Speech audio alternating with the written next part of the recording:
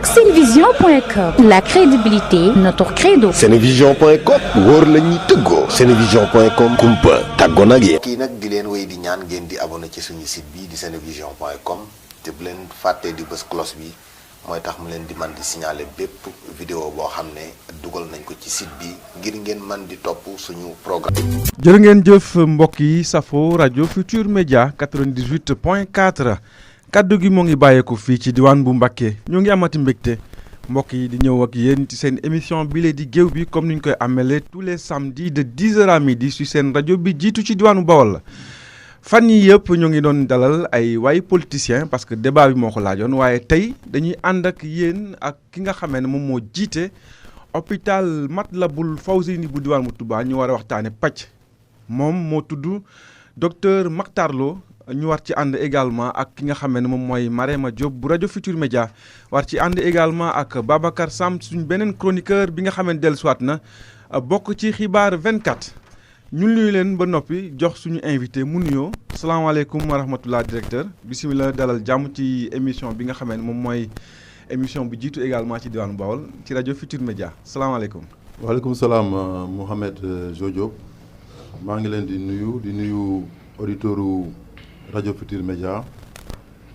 di rafetlu seen liggéey ci dëkk bi di nuyu itam ki nga xam ne mooy borom dëkk bi muy xalif général des Mourides sëñ Touba sëñ Mountakha Mbacké di ñaan sama borom yàggal ko fi lool te mu ànd ak wér di am mbégte di teew tey fii ci seen studio bi ngir waxtaan ak yéen ci lu jëm ci doxalinu hôpital Matlaboul Fawzeyni. jërëjëf directeur ci nuyoo bi ñu lay gërëm bu baax a baax yow tamit ci wuyu si bi nga xamee ne wuyu si nga ñu ko muy loo xam ne faraluñ di ko gis parce que ñu bari xëy na peut-être am nañ jafe-jafe ngir jàkkaarloog askan wi wax leen exactement li nga xamee ne moom la ñuy liggéey kon boo ñëwee ci rajo Futur Média ngir waxtaan également ak askan wi. gannaaw bi nga xamee ne def nga fukki weer ak juróom-ñeent ci bopp hôpital Matlaboul Fawzeyni ak ay résultats yoo xam ne ci kanam incha allah dinañ ko xam mais ñu bëgg a tàmbali ci historique hôpital bi li nga jiite lan ak lan moo fa am kañ lañ ko sos ñu xam tuuti hôpital bi ak fan la féete ci diwaan bu Touba au moins pour ñi nga xamee ne xëy na peut-être am réer nañ ko mbir ba léegi. waaw hôpital Matlaboul Fawzeyni ci wàllu taarix. ñi ngi teg xeeru njëkk wi le 2 mars 1994 ci ndigalu Serigne Saliou Mbacké mi nga xam ne moo fi nekkoon xalif général des Mourides xeeru njëkk woowu ki ko teg sëñ Mourtada Mbacké di doom ci Serigne Touba moom moo teg xeeru njëkk woowu hôpital bi mi ngi toll digganteem ak jumaay ju mag ji ci 7 kilomètres ak genn wàll liggéey bi biñ ko tàmbalee 1994 booy xool liggéey nañ ko ci lu mat juróom-ñetti at ndaxte le 2 mars 2002 ci la liggéey bi yegg liggéey boobu nag ñi ko doon def mooy daayira Matlaboul Fawzeyni nga xam ne ay murid lañ yu nekk fii ci biir Sénégal ak ci biir àdduna bi kenn ku nekk dugal ci sa ñaq ñu jéem a def tabax boobu ba mu yegg le 2 mars 2002 booy xool ci wàllu yaatuwaay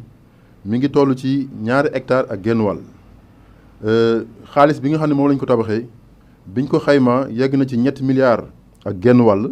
te loolu yëpp daayira Matlaboul Fawzeyni ñoom ñoo ko dajale ba def ko ci liggéey boobu mu nekk loo xam ne bii booy xool réewum Sénégal daanaka ci taarix benn boobu lañ mës a gis hôpital bu toll noonu maanaam ay nit dajale seen aw ñaq bu tegul ci état bi tabax ko hôpital bi booy xool dayoo bi mi ngi toll ci 2 téeméeri lal ñoom lañ ci installé ñi ngi ko inauguré le 25 mars 2005 président Abdoulaye Wade bi fi nekkoon njiitu réew moom moo ko inauguré woon bi ñu demee ba le 13 décembre 2005 ci lañ ko def li ñuy wax établissement public de santé donc ci le président génn benn décret daal di koy def établissement public de santé niveau 3 ndax hôpital yi nekk ci biir Sénégal dafa am ñetti dayo ñetti niveau am na yi nga xam ne ñoo ne ci département ñu koy wax hôpital de niveau 1 am na yu nekk ci région ñu koy wax hôpital niveau 2 muy hôpital régional ak yoo xam ne day nekk ci maanaam dëkk yu mag yi comme Dakar. muy hôpital de niveau 3 nekk hôpital national. donc hôpital Matlaboul Fawzeyni moom dong ci biir Sénégal mooy hôpital national boo xam ne bii newul biir Dakar. waaye yeneen ci des yëpp juróom-benn ci des yëpp biir Dakar lañu nekk. donc moom rek moo ci nekk hôpital boo xam ne niveau 3 la nekk hôpital national ñu génne ko biir Dakar mu nekk ci biir diwaan yi nekk fii ci biir Touba. li nga xam ni mooy maanaam li ko tax a jóg muy li ñuy wax mission. mooy fexe ba ci biir Touba ak li ko wër bërëbu fajukaay yi fi nekk bu fekkee nit am na ay jafe-jafe ba mënatuñoo faj malade bi ci lu mel ni poste de santé wala case de santé wala centre de santé wala même hôpital bu nekk niveau 1 wala niveau 2 ñu jàllale malade bi foofu ci biir hôpital Matlaboul Fawzeyni ngir médecin ya fa nekk ak infirmier yi ak sage-femme yi ak ñi ànd ak ñoom ci liggéey bi ñu mën a fexe ba xam lan moo dal malade bi muy le problème diagnostic. xam itam nan lañ ko war a saafara muy le problème thérapeutique. donc ñaari problème yooyu mooy yi nga xam ni moom la hôpital sasoo ni moom lay lijjanti. ci ñi nga xam ne ñoo fay ñëw am ay jafe-jafe ci wàllu wér-gu-yaram. donc yooyu nag wér-gu-yaram yi am na ay feebar yoo xam ni maladie médicale la. ay garab kese ngay joxe. waaye am na ci yoo xam ne aussi day laaj nga opérer malade bi muy li ñuy wax ay pathologie chirurgicale. yooyu yëpp lay boole ba tax na am na ay docteur yu fa nekk yoo xam ne bii dañuy faj ci wàllu médecine ak médecine générale ak spécialité médicale. waaye itam am na ay yeneen docteurs yoo xam ne bii ñoom seen xam-xam dafa màcc jëm ci wàllu opérer muy cër boo gis ci doomu aadama rek am na ci ñoo xam ne bii li ñu jàng dafa jëm ci di opérer cër yooyu. ba tax na boo ko dee xayma am na ay service yoo xam ne bii mooy service médecine et spécialité médicale lu mel ni ay cardiologie wala dermatologie wala gastro-entérologie wala médecine interne wala néphrologie yooyu ay service la yoo xam ne bii maanaam dañuy saytu yaramu nit di ko jaarale ci ay garab yu ñuy joxe nit ki mu koy naan ak ay piqûres yu ñu koy jox. am na aussi yeneen service yoo xam ne service de chirurgie la ak spécialité chirurgicale lu mel ni ay ñiy faj di opérer ay biir wala ñuy opérer ay bët. wala opérer ay lu jëm ci wàllu bëñ. wala ñuy opérer ay damm-damm wala itam ñuy opérer lu jëm ci wàllu ay feebaru roño wala maanaam feebaru tur ndox yooyu yëpp ay spécialité chirurgicale la yoo xam ne bi itam dañ ko faa def moom ay service yoo xam ne bi ay médecins ñoo ko jiite pour mën a liggéey boobu pour mën a dimbali askan wi nga xam ne ñoom la ñu fay évacuer pour ñu régler problème yooyu am na itam yeneen service yoo xam ne bi ñoom dañuy jàppale ñooñu di faj pour ñu mën a xam lan moo dal malade yooyu li ñuy wax ay service maanaam médico technique comme lu mel ni laboratoire bii def analyse yi wala service radiologie bi nga xam ni soo soxlaa ay rajo wala ay scanner wala yu demee noonu ñoom ñoo la koy defal ak yeneen ñi nga xam ne ay banque de sang la bu dee malade bi dafa soxla deret ñu jàppale ko ci wàllu deret ñoom ñu ñëw aussi fexe ba lijjanti ay poste deret yoo xam ne dañ koy jox malade bi pour que mu mën a kii am na tam service yuy jàppale aussi ñiy faj ci wàllu garab lu mel ni pharmacie centrale nga xam ne moom mooy jël garab yi jógee Dakar PNA fexe ba mu ñëw ci biir hôpital bi ñu koy jox malade yi di leen ko jaay yenn yi aussi ñu koy jox ñi faj pour ñu mën a jàppale malade yi mën leen a kii donc loolu maanaam ci tënk mooy li nga xam ne mooy nii hôpital bi bindoo te ñi koy liggéey itam maanaam boo leen dee xayma yegg nañ ci lu mat 4 téeméer ak ñaar fukki agent te am na ci ay personnels yoo xam ne ay médecins lañ daanaka lu mat juróom fukki ak nit ak ñett ay médecins ña nga fa te ñaar fukki ak juróom comme ni ma ko waxee léegi ay médecins spécialistes lañ ñeneen ñi nekk ay médecins généralistes ay pharmaciens wala ay chirurgiens dentistes am na itam ay infirmiers ay techniciens supérieurs de santé ay sages-femmes d'État am na ay assistants infirmiers ak ay aides infirmiers ak ñeneen ñoo xam ne bi dañuy jàppale ñooñu di faj ñu leen wooye ay personnel de soutien am itam ñoo xam ne bi maanaam ay personnel administratif lañ parce que loolu yëpp aussi dafa nekk liggéey bu xam ne liggéey bu am importance la te maanaam dafa laaj administration ñoo xam ne bi ñoo leen di jàppale di leen dimbali pour que ñu mën a liggéey boobu bu ñu gisee daal le titre d'hôpital de niveau 3 maanaam fi ngeen toll ci raaya c'est pas usurpé te defuñ ko également ngir peut-être yaa ma neex kese mais spécialistes yu bëri yaa ngi fa bu ñu xoolee également par rapport ak sa ñëw fii kañ nga fi ñëw ak boobaak léegi bu ñu waxagul lépp nga fi liggéey également mais ban situation nga fekkoon hôpital bi laataa may jox sama ñaari chroniqueurs yi xëy na. waaw ñun ñoo ngi fi ñëw ñu ngi fi installé le 11 février 2019 fekk ñu jógee hôpital régional bu Louga donc hôpital Amadou Sakhir Mbaye foofu la ñu liggéey ñeenti at avant ñu ñëw hôpital Amadou Sakhir Mbaye itam nekkoon nañu hôpital Magatte Lô bi nekk Linguère donc def nañ ñaari at ak genn wàll hôpital Magatte Lô bu Linguère ñu jëlee ñu fa yóbbu ñu hôpital régional Amadou Sakhir Mbaye bu Louga ñu def fa ñeenti at ginnaaw ba lañ ñu fa jëlee indi ñu fii ci hôpital Matlaboul Fawzeyni ñu installé ñu fii depuis le 11 février 2019 donc mën nañ jàpp ni fii ak le 11 février ci la ñuy mat ñaari at yoo xam ne def nañ ko ci biir hôpital bi ñu fi ñëwee nag booy door a ñëw da ngay def li ñuy wax analyse de la situation wala état des lieux ci français maanaam nga xool li nga xam ni yow moom nga fa fekk dañuy wax ni depuis bi hôpital bi ubbee ak léegi ñun ñooy juróomeelu directeur boo xam ne bii jiite nañu hôpital bi ndaxte am na ku ñuy wax monsieur Fallou Diop am na itam ku ñuy wax Mamadou Sow ak docteur Seydina Ababacar Diouf ak docteur Amadou Gueye Diouf ñoom ñoo fi toppante man ma ñëw fekk si leen mu nekk juróomeelu directeur bi ci hôpital bi ñoom ñëpp kenn ku ci nekk bay nga ci sa waar parce que liggéey bi du jeex ab toll boo xam ne bii kenn ku nekk soo boo ñëwee da ngay bay sa waar te bi ñu xaymaa ñoom li ñu fi def diggante bi hôpital bi ubbee ba 2018 nekk na liggéey boo xam liggéey bu takku la parce que boo xaymaa activités yi daanaka booy xool 2012 ba 2018 ci wàllu consultation daanaka lépp dafay yokku at mu nekk boo xoolee itam ci wàllu malade yi ñu fay entré muy hospitalisation yi dafay yokku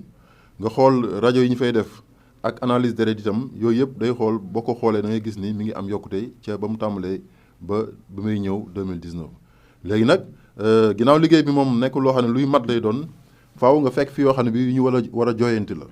te yooyu li nga xam ne moo ci jiitu mooy wàllu infrastructure ndaxte 2005 lañ ko tàmbalee di ci liggéey ba 2020 donc boobaak léegi am na fukki at ak juróom donc bu dee ay mur la wala ay peinture wala ay tabax am na ci yoo xam ne dafa tàmbali woon di ràpp couloir yi nga xam ne aussi ci la ñuy jaar bay dem ci service yi léeg-léeg amul woon ay carreaux nga xam ne dañ ko defoon ay dallage te boo daan pousse malade yi léeg-léeg mën na am yëngatu boo xam ne bi mën na indi ay jafe-jafe ci malade yi nga xam ne dañuy jógee ci radiologie bi maanaam war a dem médecine wala ñu jógee rajo dem bloc ak yu demee noonu boo xoolee itam ci wàllu doxalin bi maanaam laboratoire bi ak yenn service yi nga xam dañuy am ay équipement am na ci yoo xam ne bi naam jënd nañ fa équipement yu bari daan ko fa def waaye am na ci yenn yoo xam ne dañu commencé woon di panne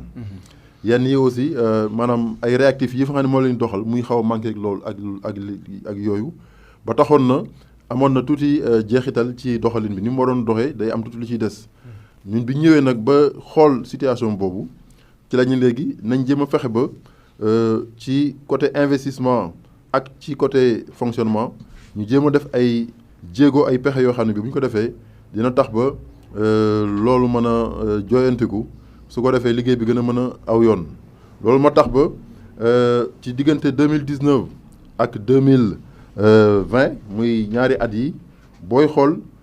ci wàllu investissement am na lu mat 342 millions yoo xam ne bii maanaam ñetti téeméer ak ñeent fukk ak ñaar ci ay millions yoo xam ne bii dañ ko jël jagleel ko investissement bi investissement boo ko dee dégg mooy loo xam ni da nga koy def moo jëm ci wàllu tabax wala nga def ko mu jëm ci wàllu équipement yooyu jënd nga xam ne boo ko fi defee maanaam mën naa daw ab diir mën naa am ay juróomi at wala juróom-ñaari at te du yàqu loolu mooy investissement donc montant bi ci gën a am importance ci xaalis boobu dañ ko jëmale ci li jëm ci wàllu jënd ay matériel surtout matériel médical booy xool ci 2019 jënd nañ lu mat juróom-ñetti fukki millions ak ñaar ci ay matériel lu jëm ci matériel médical bi ñu demee ci 2020 itam maanaam at mi ñu nekk nii jënd nañ lu mat ñaar fukki millions ak juróom ci xaalisu hôpital bi jënde ko ay équipement yoo xam ne day jëm ci matériel médical ndaxte ni mu ko waxee ci njaal gi benn gi hôpital faj moo ko tax a jóg kon nag tey sooy équipé da ngay tàmbali équipement bi ci ñi nga xam ne ñoom ñooy yor jumtukaay di faj pour que bu ñuy liggéey ñu mën a am jumtukaay yu baax yu ñu mën a faje di mën a continuer seen faj normalement donc xaalis boobu ñu jël nga xam ni nekkul xaalis bu ñu may wala bu ñu lebi feneen dañ ko jël liggéey ko ci biir hôpital bi fonds propre la delloowaat ko ci biir hôpital bi pour que tabax yi gën a mën a normal maanaam ñu réhabilité ci muru hôpital bi ak biir bâtiment yi fexe ba peinturaat ko defaraat ci ay carreaux itam aménager ay espace vert pour que nit ñi bu ñëwee maanaam mu nekk hôpital bu gën a set parce que cet gi dafa bokk ci li nga xam ne maanaam ñi ñu fi teg dañuy daf leen a soxal parce que nit ki aussi bu ñëwee jógee këram ñëw di faju si war nga mën a fexe ba fi nga xam ne foofu nga koy dalale mu fay fajoo mu nekk bërëb boo xam ne bërëb bu set la bërëb boo xam ne bi bu organisé la bërëb bu wóor la loolu moo tax ba ñu jël xaalis boobu investir ko ci ginnaaw affaire infrastructure yi ak équipement médical bi am na tam ay équipement hôtelier yu ñu jënd maanaam bërëb bi ñu nekk dafa nekk bërëb boo xam ne bi tàngoor yi dafay xaw a jéggi dayoo. donc am na ay salles yu bëri yoo xam ne jënd nañu ay climatiseurs def ko fa pour médecins yi fay faj mais aussi pour malades yi fay entrer am na aussi ay mobilier de bureau pour seen jumtukaay maanaam table yeeg chaises yi ak bureau yi. am na tam matériel informatique pour ay ordinateur ak ay maanaam lu mel ni ay imprimante pour que liggéey bi ñuy liggéey ak papier yi ñuy soxla pour di ko liggéey mu nekk loo xam ne bi liggéey bi mën a aw yoon la bi mën a ñoŋ la loolu ci wàllu investissement maanaam def nañ ko fi ci maanaam ñaari at yi muy 2019 ak 2020 ba tax na xar kanam hôpital bi maanaam gën naa am soppiku parce que ni mu daan tilimee ak ni mu daan xaw a salté gi demee noonu boo xoolee boo fa ñëwaatee léegi di nga gis ni maanaam loolu yëpp xaw naa am changement. D'accord xam naa bilan bi dañ la bëggoon permettre quand même loolu moo nekkoon émission bi comme def nga fukki weer ak juróom-ñeent à la tête de l'hôpital ñu bari xàmmewuñ la ci jëmm bëggoon nañ la bàyyi nga def exposé bi ba pare buñ noppee ñu door a jox suñu chroniqueur yi moo tax ñu tàmbalee loolu présentation hôpital bi ak sa bilan. duñ ko tudd sax bilan parce que am na yoo xam ne da nga ko cof xëy na mais suma ñaari chroniqueurs yi xëy na ils vont pas trouver tout rose am nañu ay questions yoo xam ne dinañ ci ñëw ak yow bu ci kanamee incha allah pour te pousser nga génnee li nga xam ne moo des ci bilan bi Mariama Diop yaa ngi yëkkati loxo da nga mel ni nga am question. waaw man moom. wala Babacar. tu as des questions waaw d'accord c'est bon. di jaajëfal docteur si présence am fii ci hôpital bi déglu nañ présentation bi am na solo mais dafa am loo xam ne dañ koy faral di bàyyi xel rawatina bërëb yu mel ni wala dëkk yu mel ni Touba muy wàllum social ci biir hôpital parce que dañu gis ne dañu nekk ay néew di doole lu ci ëpp fii Touba am ay quartiers périphériques yoo xam ne ñëpp xam nañ ni doole gi dafa des te présentation bi gisuñu fu ñu waxee ni am na service social wala ñoo xam ne ñooy def bu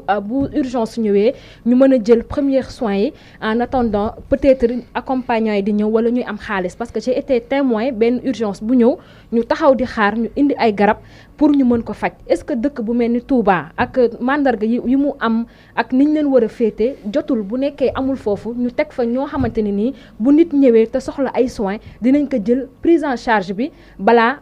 accompagnant yi di ñëw parce que bu ma juumulee président de la République am na ci ay exigences yu mu ko joxe woon ci jamono jee ñu génn di wax ni hôpital yi nañuy doxee noonu ndax ñu bëri ñoo xam ne balaa ñu ne di jël rek day fekk mu wees. waaw loolu li nga xam ne moom laa ci mën a tontu mooy directive yi nga xam ne jamono yi lay weesu ministère de la santé jëloon na ko pour wax ni mën a taxawoo urgence yi loolu bi lettre bi jóge ci ministre de la santé di ñëw jógee Dakar di ñëw fii Touba ñun fekk na ñun ñuy appliquer loolu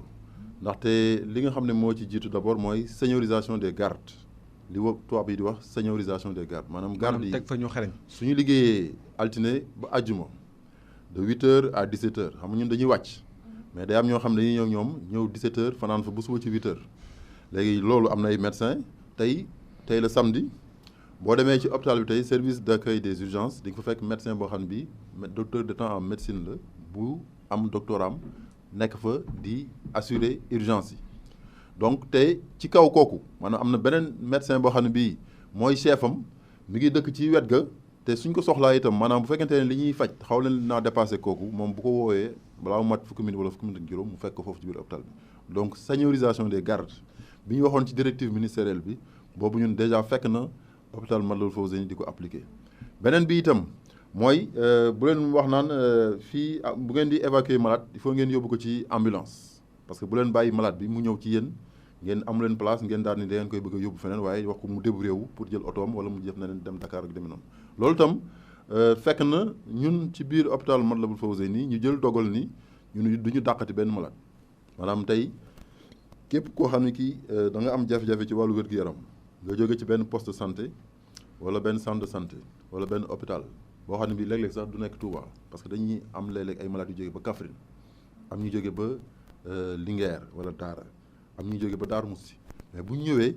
ak noo mënti ñëwee ñun dañ la jël te pourtant ci ndigal yooyu dañoo wax ni bala ngay déplacer malade muy jógee benn bërëb bara ñëw ci beneen bërëb ki nga xam ne moo ne ci bërëb boobu mu malade biy jógee dafa war a jël téléphone am woote mooy li ñuy wax régulation mais ñu ci bëri ci sunu naatango yi ñuy liggéeyal loolu dañ ci fekk dañuy jekk-jekk rek ambulance bi gaare waaye ñun dañ ni même bu ambulance bi gaaree bu ñu bettee itam yëgaluñu ko ñun du tey li nga xam ne moo la ñu war a def mooy fexe bu jël malade bi même bu ñu ko dee def ci couloir sax parce que foofu tam dina ma may ma wax ci service d'accueil des urgences parce que capacité bi mi ngi nekkoon ci ay 24 lits bi ñu fiy ñëw 2019 mais fexe nañ ba wut yeneen ñaari salle yoo xam ne bi mi ngi nekk ca wet ga bu ne am ñeenti lal mu yokk ci juróom-ñett su ko defee day nekk 32 lits yoo xam ne bi yokk nañ ko ci capacité bu service d'accueil des urgences loolu yëpp pour fexe ba su malade jógee fenn ñëw ñu mën koo jël te duñ ko ni dafa fees parce que ay malade bi dafa ñëw ñu ni ko dafa fees mu war a départ fii wutiwaat ay Njaareem wala wutiwaat Dakar coono yooyu moom la ñuy bañal malade yi ci wàllu fay bi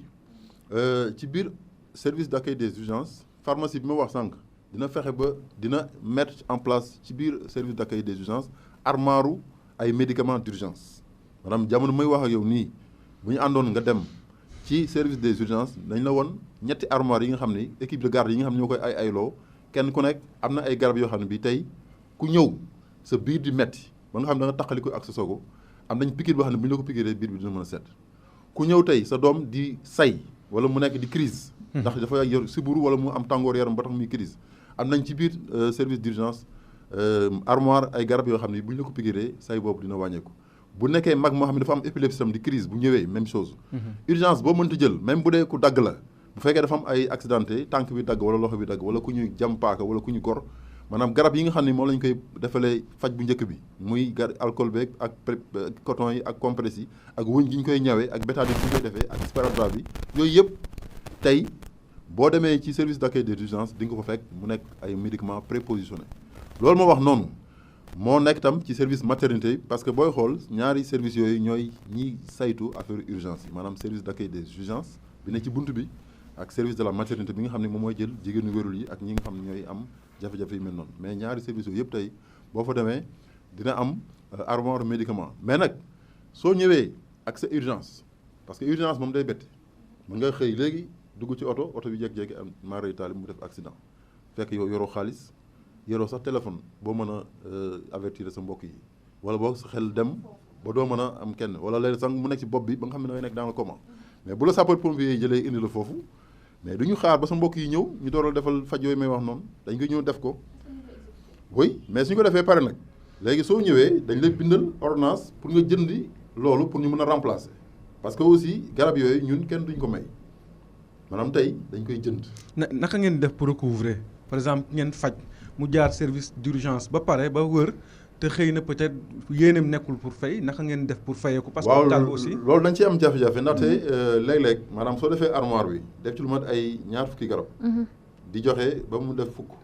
ngay bind ordonnance pour ñu war a rembourser am na ñoo xam ni dañ naan ñoom duñu ko mën a rembourser wala boog seen loxo jot seen ginnaaw mais su boobaa ñooñu peut dañ leen di orienter ci service social pour que service social mën leen a jël ko accompagner ko mu compenser perte boobu loolu moo tax ba ci at mi maanaam 2019 service social joxe na 85 millions maanaam juróom-ñetti fukki millions ak juróom hôpital bi bàyyi na ko ak maladie te mu waroon ko fayeeku ci ñoo xam ne bi seen loxo dafa judd seen ginnaaw moo tax maanaam fayeeku wuñu leen ko parce que bu ñu demee ba enquête xool ni kii dafa néew doole wala loxoom jotul ginnaawam tam am na service bu ñu fa teg boo xam ne bii bis bu yàlla sàkk dina recevoir lu mat ay fanweeri nit dañuy ñëw di ko jàmbat seen ay jafe-jafe ci wàllu fay su ko defee itam moom muy xool muy mën a wàññee gi demee noonu mais problème bi ñu ci am léeg-léeg mooy da ngay gis koo xam ne kii léegi moom mën naa fay mu bëgg a puruxlu ci loolu te loolu nag su ñëwee day daal di yàqal ñi nga xam ne ñoom dañu nekk ay néew ji doole seen loxo jotu seen ginnaaw mais li ma bëgg mu leer mooy ci biir hôpital Matlaboul Fawzeyni c'est-à-dire bu fa malade ñëwee ñu indi ko évacuation kenn du ko ni dafa fees mi benn ñaareel ba itam soo ñëwee ci biir hôpital bi ci biir service d'accueil des urgences am sa urgence fexe nañ ba wut ay garab yoo xam ne bi ay médicaments d'urgence la lu ñaaree ay piqûre lay doon parce que lu xam ne lu jàmp la moom duñu la jox ay doom nga di ko naan mais dañ lay piqûre. docteur maa ngi ñëw si benn laaj maanaam théoriquement li nga fi wax sànq lépp sax amaana si ay kayit mën nañ ko constater mais ñiy pratiquer hôpital bi dem fa d'abord boo fa njëkkee ñëw si enceinte bi li lay njëkk yéem mooy dañuy occuper fi ñuy jaar couloir yi benn boo demee si salle yi bokkul ak salle yi nga wax ni am na ay split ak yooyu def nañ fa ay mbir pour mu sedd ak xam nga yooyu da ngeen koy maanaam ku joxewul xaalis doo fa dugg foog nga am cabine bu am télé am comme ni nga koy wax sax comment ça s'appelle sax benn split clim foog nga am looy génne te loolu ba doole yi mënuñu ko mais boo demee si salle yi Mbaye da ngay gis ni salle yi vraiment normé wul parce que da ngay gis ñeenti nit wala juróomi nit yu bokk benn salle amul dara loo xamante ni moom moo leen di muur amul parentère yi noonu la yemee na gis naaj day dugg da ngay gis également ni bu fekkente ni dañu nekk si nawet yooyu day bare foofu noonu yooyu peut-être manquement dëgg la yaa ngi liggéey comme ni nga ko waxee sànq waane liggéey boobu est-ce que nekkul ni da ngeen di liggéey pour am dara yéen def seen gafaka waaye askan yoo fay ñëw est-ce que réellement yéen a ngi leen liggéeyal parce que benn damay gis fii si Touba daf yi bare ñuy dem hôpital ñu génn leen rejeté leen ñu génn di yalwaan ñii dañuy jaar fa ñàkk seen bakkan ñii dañuy dem yeneen hôpital Dakar ñu leen di faj dem nañ Touba laa jóge maa ngi jóge Janatu mën naa si wax benn ñaar ba ñetti cas boo demoon tey si média yi da ngay gis ñu yalwaan yooyu yëpp nag est-ce que yéen a ngi koy tenir compte. waaw ñu ngi tenir compte ci loolu parce que maanaam li ma wax fii ci wàllu xaalis boo xam ne day génn ci hôpital bi xaalis boobu boo ko dee xool ci ñetti bërëb la jëm mënul amul ñeenteel benn bërëb bi mooy ñi nga xam ne ñoom ñoo fay liggéey muy nit ñi fay liggéey parce que wax naa ni fii am na ñeenti téeméer ak ñaar fukki nit yoo xam ne bi saa bu ñu xëyee dañuy xëy liggéey ci biir hôpital bi léegi ñooñu noonu booy xool ñi nga xam ne ay fonctionnaires lañ état bi yow envoyé leen fii soo xaajee personnel bi ñetti xaaj benn xaaj bi kese moom la état jël leen fay weeru dee ñu nekk ay fonctionnaires. mais 126 yi. waaw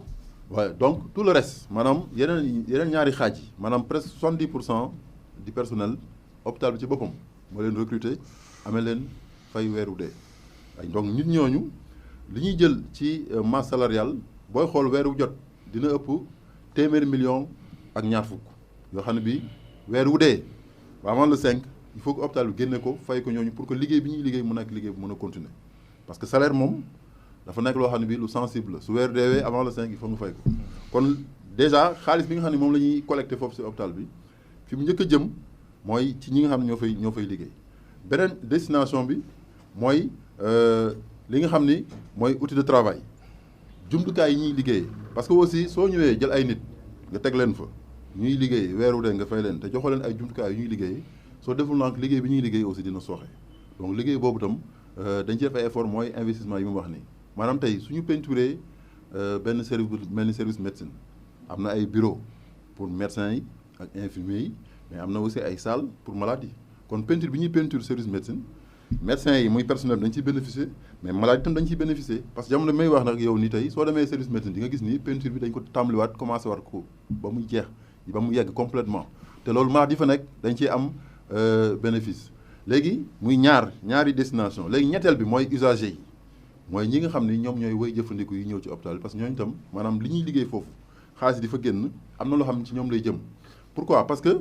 tey lal yi ñuy tëdd ak salle yi ñuy tëdd su fekkente ne da nga koy peinture wala nga aménage ko def ci ay carreaux loolu je pense que ñoom ñoo ëpp lu ñu ci nekk parce que ñi ngay wax naan da ngay fekk couloir yi muy fees couloir yooyu am na ay jamono am na ñoo xam ne ñemewuñu woon di toog ci ay couloir parce que naan fii setul set goo xam ne kii man mën naa fi toog daan salté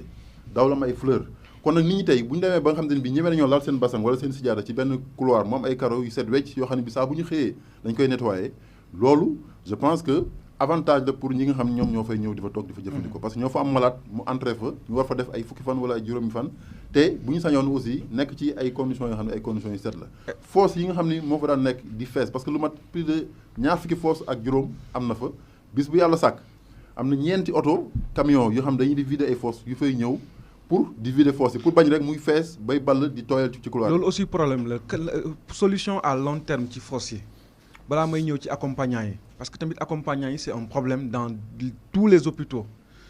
accompagnant yi mooy li Babacar di wax c'est vrai que xëy na conditions yi gën naa baax bu ñuy mën a toog ci couloir yi mais lu ñu war a mën a wàññi la est-ce que yéen a ngi ciy jublu mais également fosse septique yi. waaw fosse septique yi solution radicale bi mooy dafa am benn bâtiment bu ñuy tabax foofu ci biir hôpital bi bâtiment boobu FONSIS moom moo koy financé ak état du Sénégal léegi bâtiment boobu suñ ko tabaxee ba pare. dina tax ba maanaam ni hôpital bi xate parce que wax naa leen ci commencement bi nii 2 hectares 400 mooy superficie hôpital bi loolu dafa xaw a ndaw par rapport ak dayoo dëkk bi ak malade yi fay ñëw léegi nag ministère def na ci ay jéego fexe ba tabax fa bâtiment boo xam ne bi juróomi étage la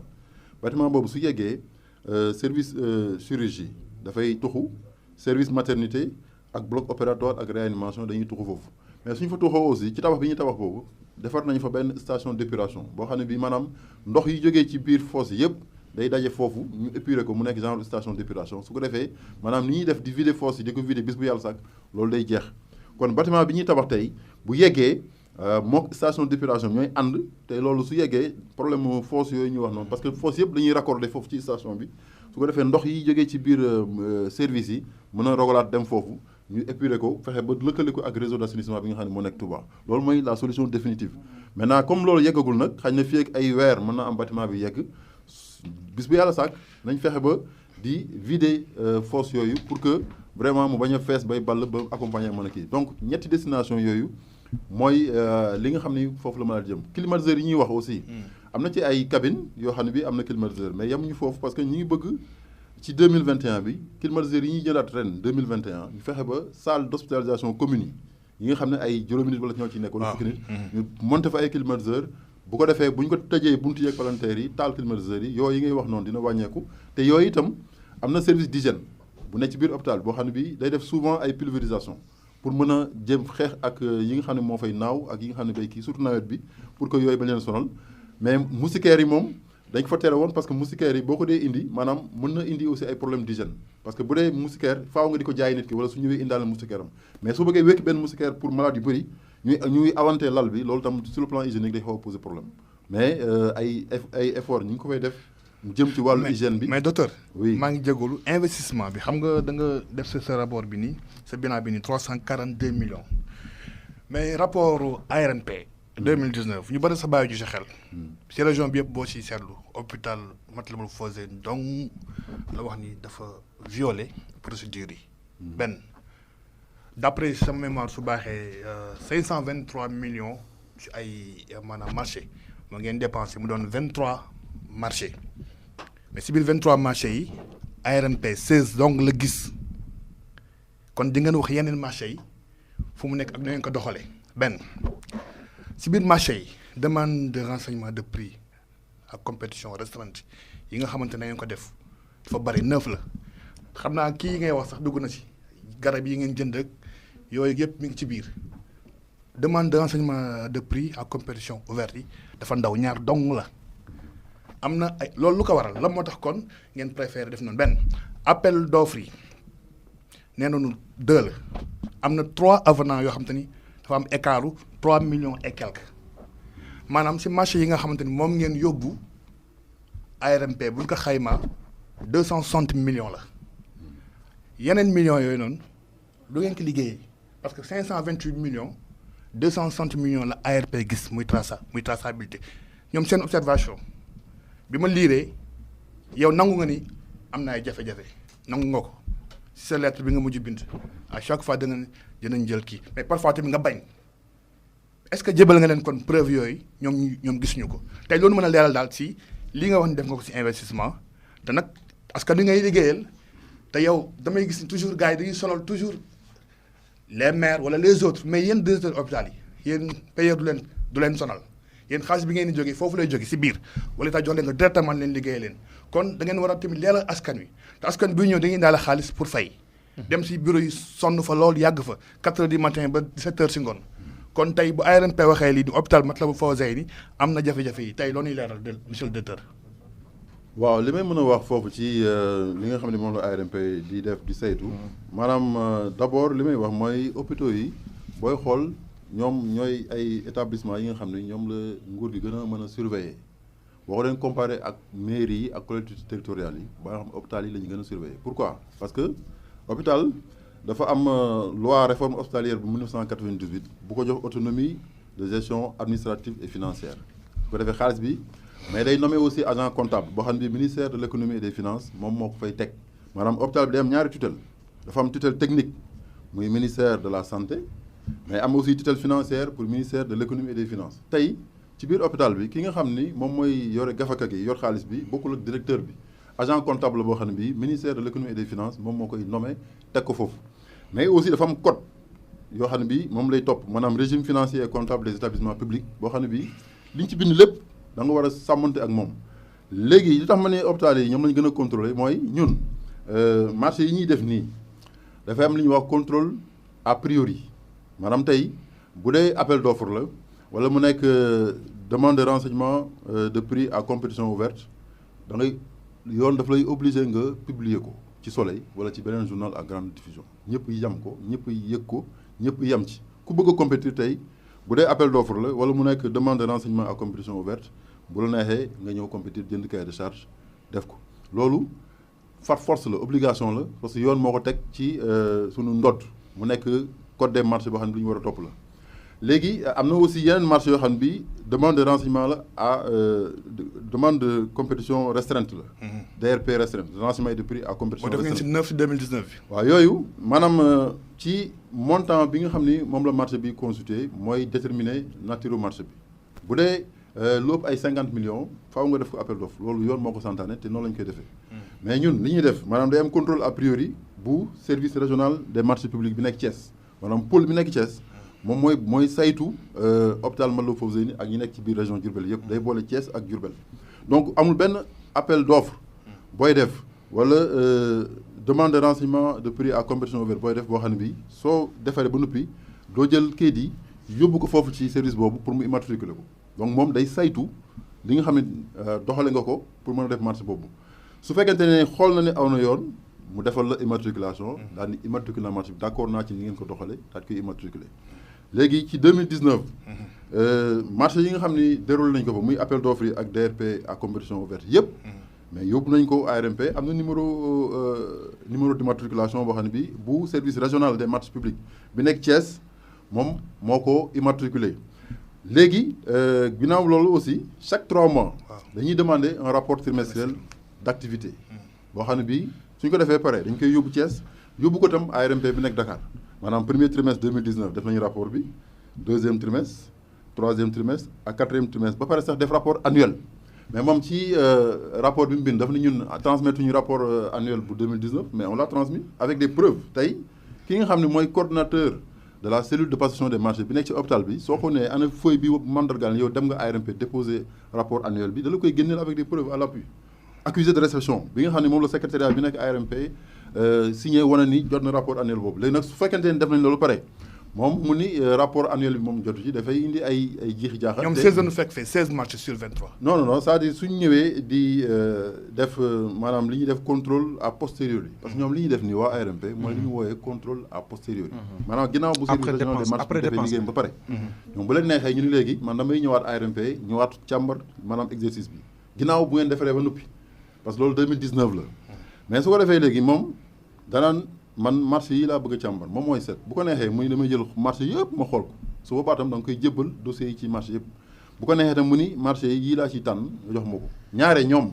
dañuy jël ci appel d'offre yi benn échantillon parce que seen liggéey day bari boo xam ne bii duñu mën a xool marché yëpp ñu nekk ay appel d'offre ñu jël ci benn échantillon après jël ci DRP à compétition ouverte aussi benn échantillon jël ci DRP restreinte yi aussi échantillon DRP restreinte yi ci bëri ñoom dañ naan yëpp la ñuy xool parce que dañuy jàpp ni nit ñi copinage ak yooyu foofu lay gën a bare moo tax ñoom dañuy ñëw di ko xool di ko saytu léegi nag loolu suñ ko defee dossiers yi ñu laaj ñu jox leen ko après ñoom ñu door def seen ay enquête mais coow li mooy en 2019 ñoom dañu nekk Dakar cabinet bi nga xam ne moom la ARMP Cometron Orton mais ñooñu dañu nekk Dakar nii léegi envoyé leen ma dossier yi ñu envoyé dossier ñu ñoom ba léegi seen tànk teguwul ci nga xam ne Covid bi ah mais non mais Covid bi aussi teewul ñun ñi nga xam ne dañ nekk fii nekk Touba mais bu ñu woowee Dakar dañuy dem réunion Dakar fenn fu ñu woo aussi dañuy dem même en respectant les mesures barrières léegi toujours ci procédure yooyu bu ñu nee exécution physique ak exécution financière maanaam boo nee liggéey nga benn bâtiment wala def nga ay peinture est-ce que mën naa am preuve exécution physique bi am na kenn ci biir hôpital bi mooy chef du service administratif et financier moom mooy yor document yi wane ni effectivement PV de réception bi maanaam réception nañu liggéey bi ak ñi ko war a signé ñëpp signé nañ ko yooyu itam dañuy def copie envoyé ko exécution financière maanaam est-ce que maanaam xaalis génn na ci liggéey boobu ñun liggéey ndax fay ngeen xaalis boobu kooku itam ki koy wane mooy agent comptable bi maanaam tey bu dee dafa fay par chèque wala mu fay par virement copie chèque bi lañ lay jox ak copie virement parce que originaux yi moom Cour des comptes lañ koy yóbbu pour te dire que aussi les hôpitaux sont très surveillés parce que tey documents yi ñuy liggéey yëpp maanaam xaalis bi ñuy jaay ak ñi ñuy jënd yëpp dañuy boole documents yi at mu nekk yóbbu ko fi ñuy wax Cour des comptes su ko defee ñoom ñu denc ko foofu xool baax ñoom nañ ñëw di ko saytu am déet mais donc les originaux sont avec l'agent comptable. mais docteur nangu nga say jumte parfois day gis ni nangu naa lii dootu mu ko defati lii nii moo am. lii waaw léegi dafa jumte aussi il faut ñu leeral ko maanaam ñoom dañu naan tey bala ngay commencer année bi maanaam 2021 bi di tàmbali da ngay wax li def li ñuy wax avis général de passation des marchés ñu ne la avis général bi da nga ko war a publier au plus tard le 1er décembre 2020 maanaam booy bëgg a préparer marché 2021 yi dañ naan bu avis général de passation bi da nga koy publier au plus tard le 1er décembre mais léeg-léeg ci liggéey administration bi ngay liggéey mu am benn retard 3 jours 4 jours loolu mooy yi nga xam ne mooy rëq-rëq yi ngay wax da ngi nangu ni effectivement au lieu ñu publier ko le 1er décembre mais on a connu un retard de 2 le 3 le 4 dañ ko publier loolu dañuy d'accord ni am nañu boobu retard ñun ñu léegi commission des marchés maanaam da nga war a installer li ñuy wax commission de passation des marchés jox la aussi date boo xam ne bi mooy date bi nga xam ne boo ko weesoo ci installation bi dañ naan yow da nga am retard loolu aussi am na mais li gën a am important mooy commission bi ci boppam mu nekk ay membres yoo xam ne tànn nga leen te def commission bi ba pare yónnee ko ñi nga xam ni mooy service régional bu Thiès ak ARMP bi nekk Dakar ñoom ku nekk signé charte de transparence et d'éthique en matière de marché public yooyu yëpp tey document yi pour ne ni commission bi mi ngi fi ak cellule de passation bi yooyu yëpp ñu ngi fi teg ak seen ay signature membres yi nga xam ne ñoo ci nekk ku nekk signé ni di nga respecter la charte d'éthique et de transparence en matière de marché public yooyu c'est envoyé donc c'est ay considérations générales la yoo xam ne bi ñoom dañ naan yii dañ koy xool ba xam mais maintenant boo demee ci exécution financière bi exécution physique foofu la coow li gën a bare parce que tey suñu naan da ngay am ay rëq-rëq wala yooyu dañu naan kat yow financièrement da nga waroon exécuter wuloo wala financièrement da nga def ay surfacturation wala dem na mais yooyu tey dans le rapport là mais kenn mënu ci génne affaire mais noonu pour l'hôpital Matlaboul Fawzeyni parce que effectivement yooyu amu ci mais bu nee man gisuma exécution physique mais parce que moom ñëwul mu nga nekk Dakar ni léegi day nay bu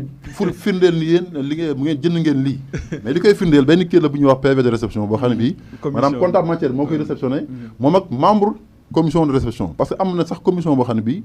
du nekk comptable matière bi kese mais am na ay médecins am na ay infirmiers am na ay syndicalistes yoo xam ne dañuy bokk ci commission de réception bi bu ñu indee benn bagage ñoom ñooy ñëw xool ni effectivement lii lañ commandé woon lii la ñu livré te li ñuy livré méngoo na ak li ñu commandé ku nekk signé wane ni recevoir nañ ko su dee lu baaxul la ñoom duñ ko signé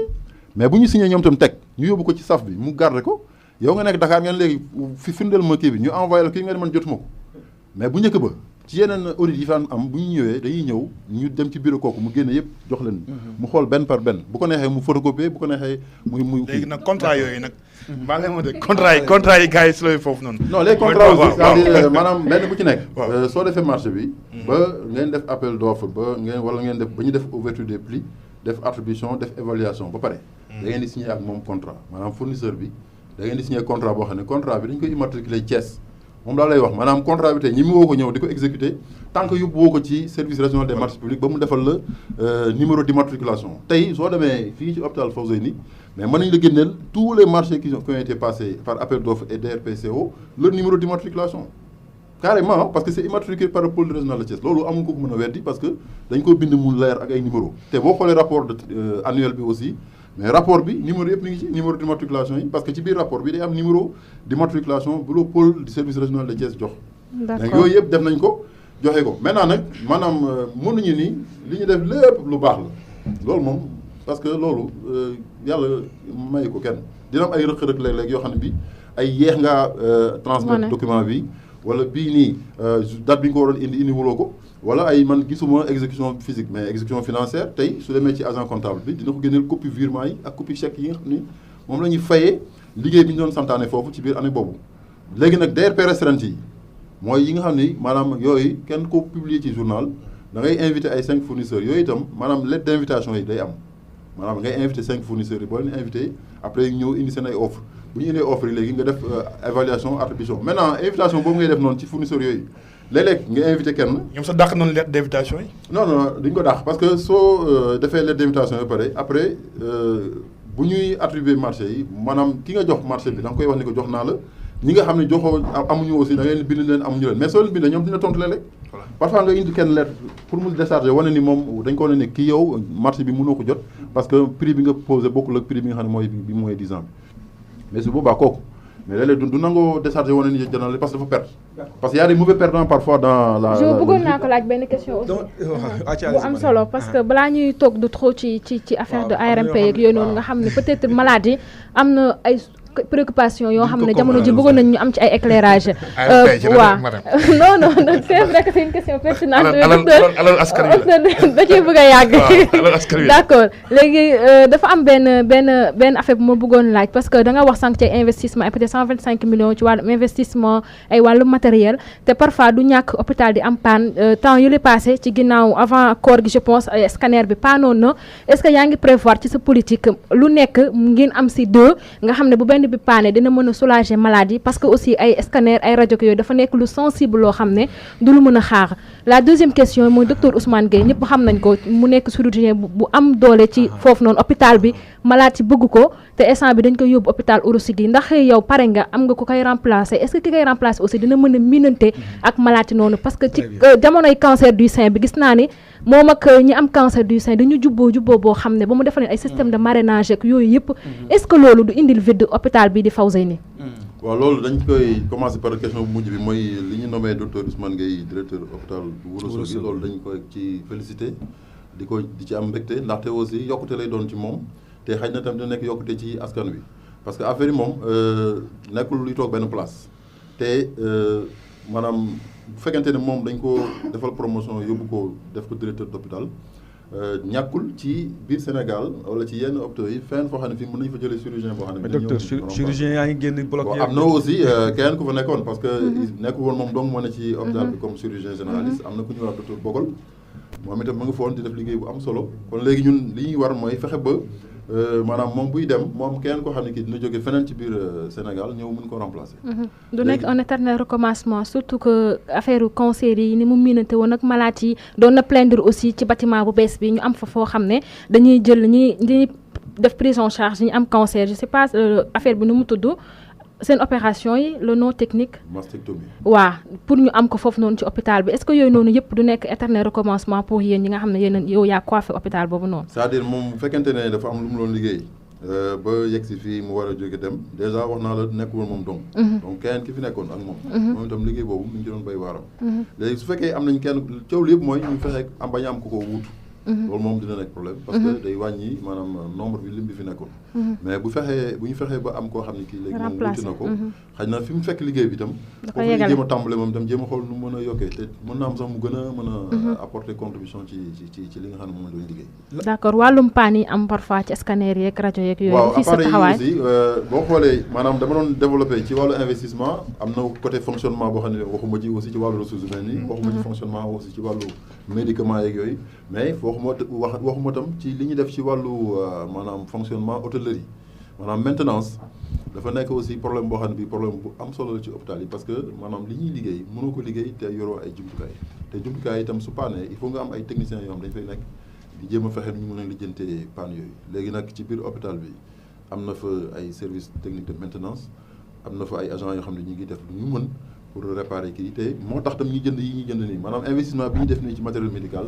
loolu la bëgg a saafara maanaam fexe ba appareil yi au moins nga ci am ñaar su ko defee su bii paanee balaa ngay réparer ba beneen dina ko mën a aw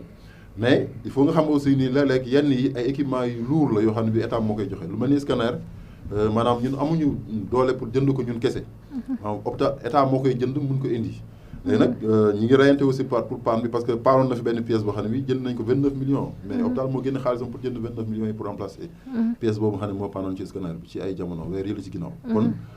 ñoo ngi def ay jéego itam ci fexe ba maanaam jumtukaay yi fi nekk surtout jumtukaay yi nga xam ne moom la médecin yi di utiliser su fekkee dafa am panne wala ñu réparer ko bu dee aussi benn la suñ ko mënee fexe ba mu nekk ñaar mu kii mais yooyu yëpp bâtiment bu bees bi nga xam ne moom la ñuy tabax bu demee ba yegg bañ équipé ko yaakaar naa jafe-jafe yooyu ñu am dina xaw a sax dina ko docteur moo sama question bi dama koy laaj maanaam si par rapport ak centre bi nga xamante ni sëñ Mountakha mi ngi doon jàppale pour wàllu ñi am maladie de nerfs yi de rein du moins fu mu toll ak tamit beneen R5 bi ngeen di liggéey jamono ji gis nañ ngeen logé woon si ñu yor kii bi Covid bi waaw temps yi maanaam war na mën a pare wala parce que FONSIS dañu waxoon ni waroon na pare depuis 2019 d'après le directeur Diallo fa ngeen si toll ak ngeen koy livré centre bi ak ak kii bi ak R5 bi centre de dialyse bi liggéey bi mi ngi dox ndaxte boo xoolee maquette bi day nekk benn R+1 la maanaam day am benn rez-de-chaussée ci suuf am aussi étage ci kaw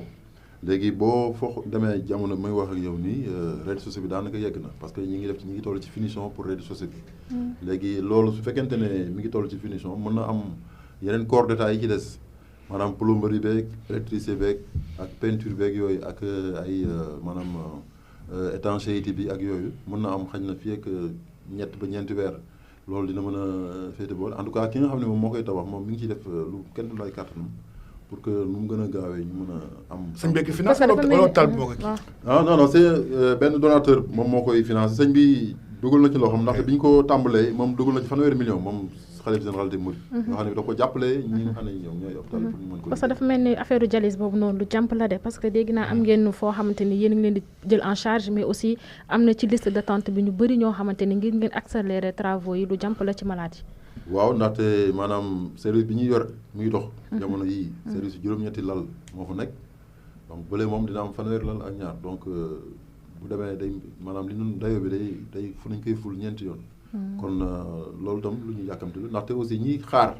ku leen mën a jël pour defal leen dialyse ba léegi liste bi dafa bëri. voilà yéen da leen réputé hôpital Mouroir. R+5 bi. da leen ko réputé. R+5 bi fii waaw. waxagu ci R+5 nga ñëwaale aussi hôpital Mouroir ak R+5. kañ lay bon pare. R+5 bi moom tam mi ngi avancé parce que booy xool daanaka gros œuvre yi presque yegg na maanaam ñeenti niveau yëpp tabax nañ ko ak bi ci kaw sax ba tàmbali nañ ko raax léegi nag li ko yeexaloon mooy feebaru mbas mi. parce que bi feebar bi ñëwee itam ñu xool fii ci Touba fu ñu mën a jëli malade yooyu mu am ay jafe-jafe ci la ministre de la santé daal ni léegi nañ jéem a xool nu ñu mën a aménager maanaam niveau yu njëkk yi maanaam rez-de-chaussée bi ak premier étage bi deuxième bi gaaw fexe nañ ko gaaw yeggalee ba mën fa installer ay climatiseur ak ay lal ba commencé fa jël malade loolu moo taxoon mu xawoon a am tuuti taxaw waaye ginnaaw bu mbas mi xawee wàññeeku ñu ngi doon commencé di tàmbaliwaat liggéey bi te jàpp nañ xañ na ci weer yi di ñëw liggéey boobu dina yemb ba ñu mën a xool nu ñu mën a utiliser bâtiment boobu. parce que ñaar yëpp la ñu soxla maanaam. est-ce que du gën a yéex aussi ndax mbas bi commencé waat na de te président wax na ñu tijjiwaat CTE yi te foofu moo abrité CTE bu Touba bi nga xam ne tëjoon ngeen ko te jàpp naa ne dina war a tijjiwaat ndax malaat ñu ngi ñëw bu baax. waaw su fekkente ne tijjiwaat bi mënut a ñàkk itam yaakaar naa li nga xam ne mooy système bi ñu war a def mooy fexe ba bu ñuy jël malade yi ñu jël leen ci benn wàll benn partie mais di continuer liggéey bi aussi ci kaw parce que boo bëggee taxaw da ngay xaar ba mbas mi jeex nga door a yeggal li nga yeggale maanaam xëy na di nga régler problème mbas mi mais dina xaw a yeex tuuti aussi ci maanaam travaux bi te bâtiment boobu tam dafa nekk lu jàmp parce que nit ñi dañ ko soxla maanaam xat-xat yi nga xam ne moom la ñu am ci biir hôpital bi ak ni couloir yi di serré ak maladie par exemple problème place yi ñuy am loolu bâtiment boobu moo koy réglé te yàkkamti nañu aussi mu gaaw yegg ba ñu mën a weesu jafe-jafe yooyu. voilà ñu fàttali Mbacke ma fàttali rek Babacar ne ñoo ngi dalal directeur bu hôpital Matlaboul Fawzeyni bu diwaan mu Touba di docteur Makhtar Lo di ziar bu baax a baax ki nga xamee ne kon moom mooy madame Ndiaye nekk ci banque de sang ba jiite ko nee na moo ngi lay déglu di la nuyu bu baax a baax 88 628 48 86 li ñuy wax nii am na solo. mais am na question yoo xam ne sûrement askan wi. wala ay témoignages yoo xam ne askan wi mën nañu ko am ci hôpital bi. je voudrais avant que auditeurs yi di dugg. ñu tontu ci li ñuy wax affaire Mouroir. ak dama doon continuer sax pour leeral. waxee ma ko sa xëy na pour kii mais maanaam hôpital bi dañu wax ni Touba li si ëpp da ngay wax jaar digg ba garab yi ñuy jaay dafa yoon ak garab yoo xamante ni médicament si mbedd mi lay jógee. da ngay ñëw hôpital ñu la demal fee ñu jaay la ko si dépôt bi. amuñu garab boobu rupture day am est-ce que yéen mën leen sànq loolu est-ce que tamit feebar yi si ëpp maanaam garab yooyu ñu jaay si mbedd mi indiwu ko lu tax tam nit ñi am benn mbir seen xel koo wax Fawzeyni rek mën la foofu wóorul la fay dee dafa bari lii laa maanaam tey yéen ki leeral ngeen si par rapport ak ça quoi. waaw léegi xam nga maanaam seen rajo bi. waaw day nekk pour une occasion pour aussi ñuy leeral parce que loolu tam bokk na ci li tax ñuy ñëw fii. xam nga baax na boo yoree bu ñu la dénkee loo xam ne bi askan wi ñoo ko moom. léeg-léeg nga wax ak askan wi pour ñu mën a xam li nga xam ne moom ngay def naan la loolu moo waral peut-être suñu teewaay fii parce que hôpital bi wax naa la jéego yi mu def ba mu ubbee ba léegi te itam mën naa la jox ay chiffres ci activité bi nga xam ne def na ko ci 2019 maanaam ci 2019 bi bu dee ci wàllu consultation bu demee ba def ay 120 000 consultations maanaam téeméeri junni ak ñaar fukk ci ay nit yoo xam ne dañu fay ñëw consultation mu ñu def 16 000 hospitalisations maanaam fukki junni ak juróom benn ay nit yoo xam ne dañu leen fa entré opéré fa lu mat presque juróomi junni nit ci juróomi junni yooyu 1600 yi maanaam junni bi ak juróom-benn téeméer ay césarienne lañ joxe fa lu mat 6732 poches de sang mais loolu activité boobu bu ñuy def naissance yi nekk 4480 naissances mortalité bi maanaam boo nee Mouroir la loolu da aussi kenn du ko wax noonu rek te amoo ci ay chiffres yooyu sukkandiku. ñun li ñu mën a sukkandiku mooy ay xayma ñuy def maanaam lii activité 2019 la te taux de mortalité bi weesul 5%. tey ñi ñu yilif muy waa ministère de la santé ñoom seen cible wala seen référence actuellement mooy mortalité bi mu bañ a weesu 5%. loolu mooy la cible nationale. weesuwu leen ko yéen. waaw ñun weesuwuñ ko. au niveau national. waaw au niveau national tey am na bërëb fajukaay yoo xam ne ëpp nañu 5% di wéy ci wàllu mortalité. te pourtant activité bi mi ngi yokk. mais malgré le fait que activité bi di yokk maanaam ñi ñëw di gën a bari maanaam ñii entrée gën a bari ñii opéré gën a bari. mais taux de mortalité bi maanaam boo jëlee ñiy faatu nga rapporté ko ci ñi nga xam ne ñoom ñoo fay entrée du weesuwul 5%. kon nag. bon terme boobu bon su fekkente ne dafa am ñu ko utiliser aussi xëy na bon dañoo xamul wala ñu bëgg kii mais yaakaar naa sur le plan scientifique mun ñoo taxaw bëgg di utiliser loolu naan. est-ce que ki nekk Touba mun na am assurance que ne sur plusieurs spécialités bu ñëwee au niveau de l'hôpital Matlaboul Fawzeyni li ngay wax ni mun na ko fekk moom mooy am feebar ñu faj ko fa mu dellu këram mu bañ a am benn crainte loolu la Babacar bu wax en fait est-ce que les populations peuvent être rassurées par rapport aux performances de l'hôpital Matlaboul Fawzeyni. waaw ça aussi dama bëgg a dalal xelu askan wi parce que li ñuy def nii maanaam ay activités scientifiques la nekkul ñuy toog rek di wax lu ñu neex. li ñuy wax dafa am fu ñu koy teg foo xam ne fii wóor la parce que aussi ay ab science la xam-xam la boo xam ne dañ koy ñëw nii yëg nii lay demee. maintenant en termes de performance moo tax ba ñuy def enquête de satisfaction 2019 def nañu enquête 2020 tam def nañu enquête de satisfaction pour xool ñi fay way jëfandiku yi ak ñi nga xam ne ñoo fay tëdd di maladie ak même ñi fay liggéey. seen perception ci hôpital bi mais li nga xam ne moom la ñu gis mooy bu dee ci wàllu faj maanaam ñi nga xam ne ñi ngi faj moom ñi ngi def seen liggéey normalement maanaam prise en charge bi boo laajee askan wi nga xam ne ñoom lañ leen di interroger ñoom ñi ngi jot ci faj mi normalement mais coow li mooy parfois yeneen conditions yi nga xam ne mooy ànd ak faj mi maanaam ay restauration beeg wala hygiène beeg wala accueil beeg wala orientation bi yooyu parfois mooy am ay rëq-rëq ak ay heures ci diggante maanaam way jëfandiku yi ak waa hôpital bi mais faj bi ci boppam maanaam nga ñëw am sa problème ñu faj ko loolu moom je pense que ñoom askan wi war nañu mën a gis ni am nay jéego te li tax ma wax ko mooy lan mooy man bi may ñëw en 2019 février 2019 maanaam pour nga jot ci rendez-vous médecin spécialiste léeg-léeg da ngay doon toog ay 3 mois mën naa la jox exemple orthopédie wala exemple ORL maanaam pour nga ñëw ni man dama bëggee gis médecin orthopédiste consultation léeg-léeg dañu naan rendez-vous bi kat bi gën a jege 3 mois la mais jamono yi léegi daanaka mi ngi toll ci ay 1 mois bu dee rendez-vous opératoire bi aussi même chose maanaam pour ñu programmer la opérer la bu dul urgence daanaan toog léeg-léeg ay ñaar ba ñetti weer mais léegi maratul ci weer lay toll ci loolu te spécialité yooyu mooy yi nga xam ne ñoom la ñu gën a di am problème ci foofu parce que moom la ñu gën a fréquenter muy orthopédie ak wàllu affaire ORL mais loolu ay avancement yu bëri am na ci tey soo ñëwee ci laboratoire bi foo mënti jógee lundi ba àjjuma pour def analyse amul rendez-vous maanaam boo xëyee ak sa bulletin d'analyse boo ñëwee boo ko wanee foofu ñu jël la defal la prélèvement bu jësuba saa ces résultats dina génn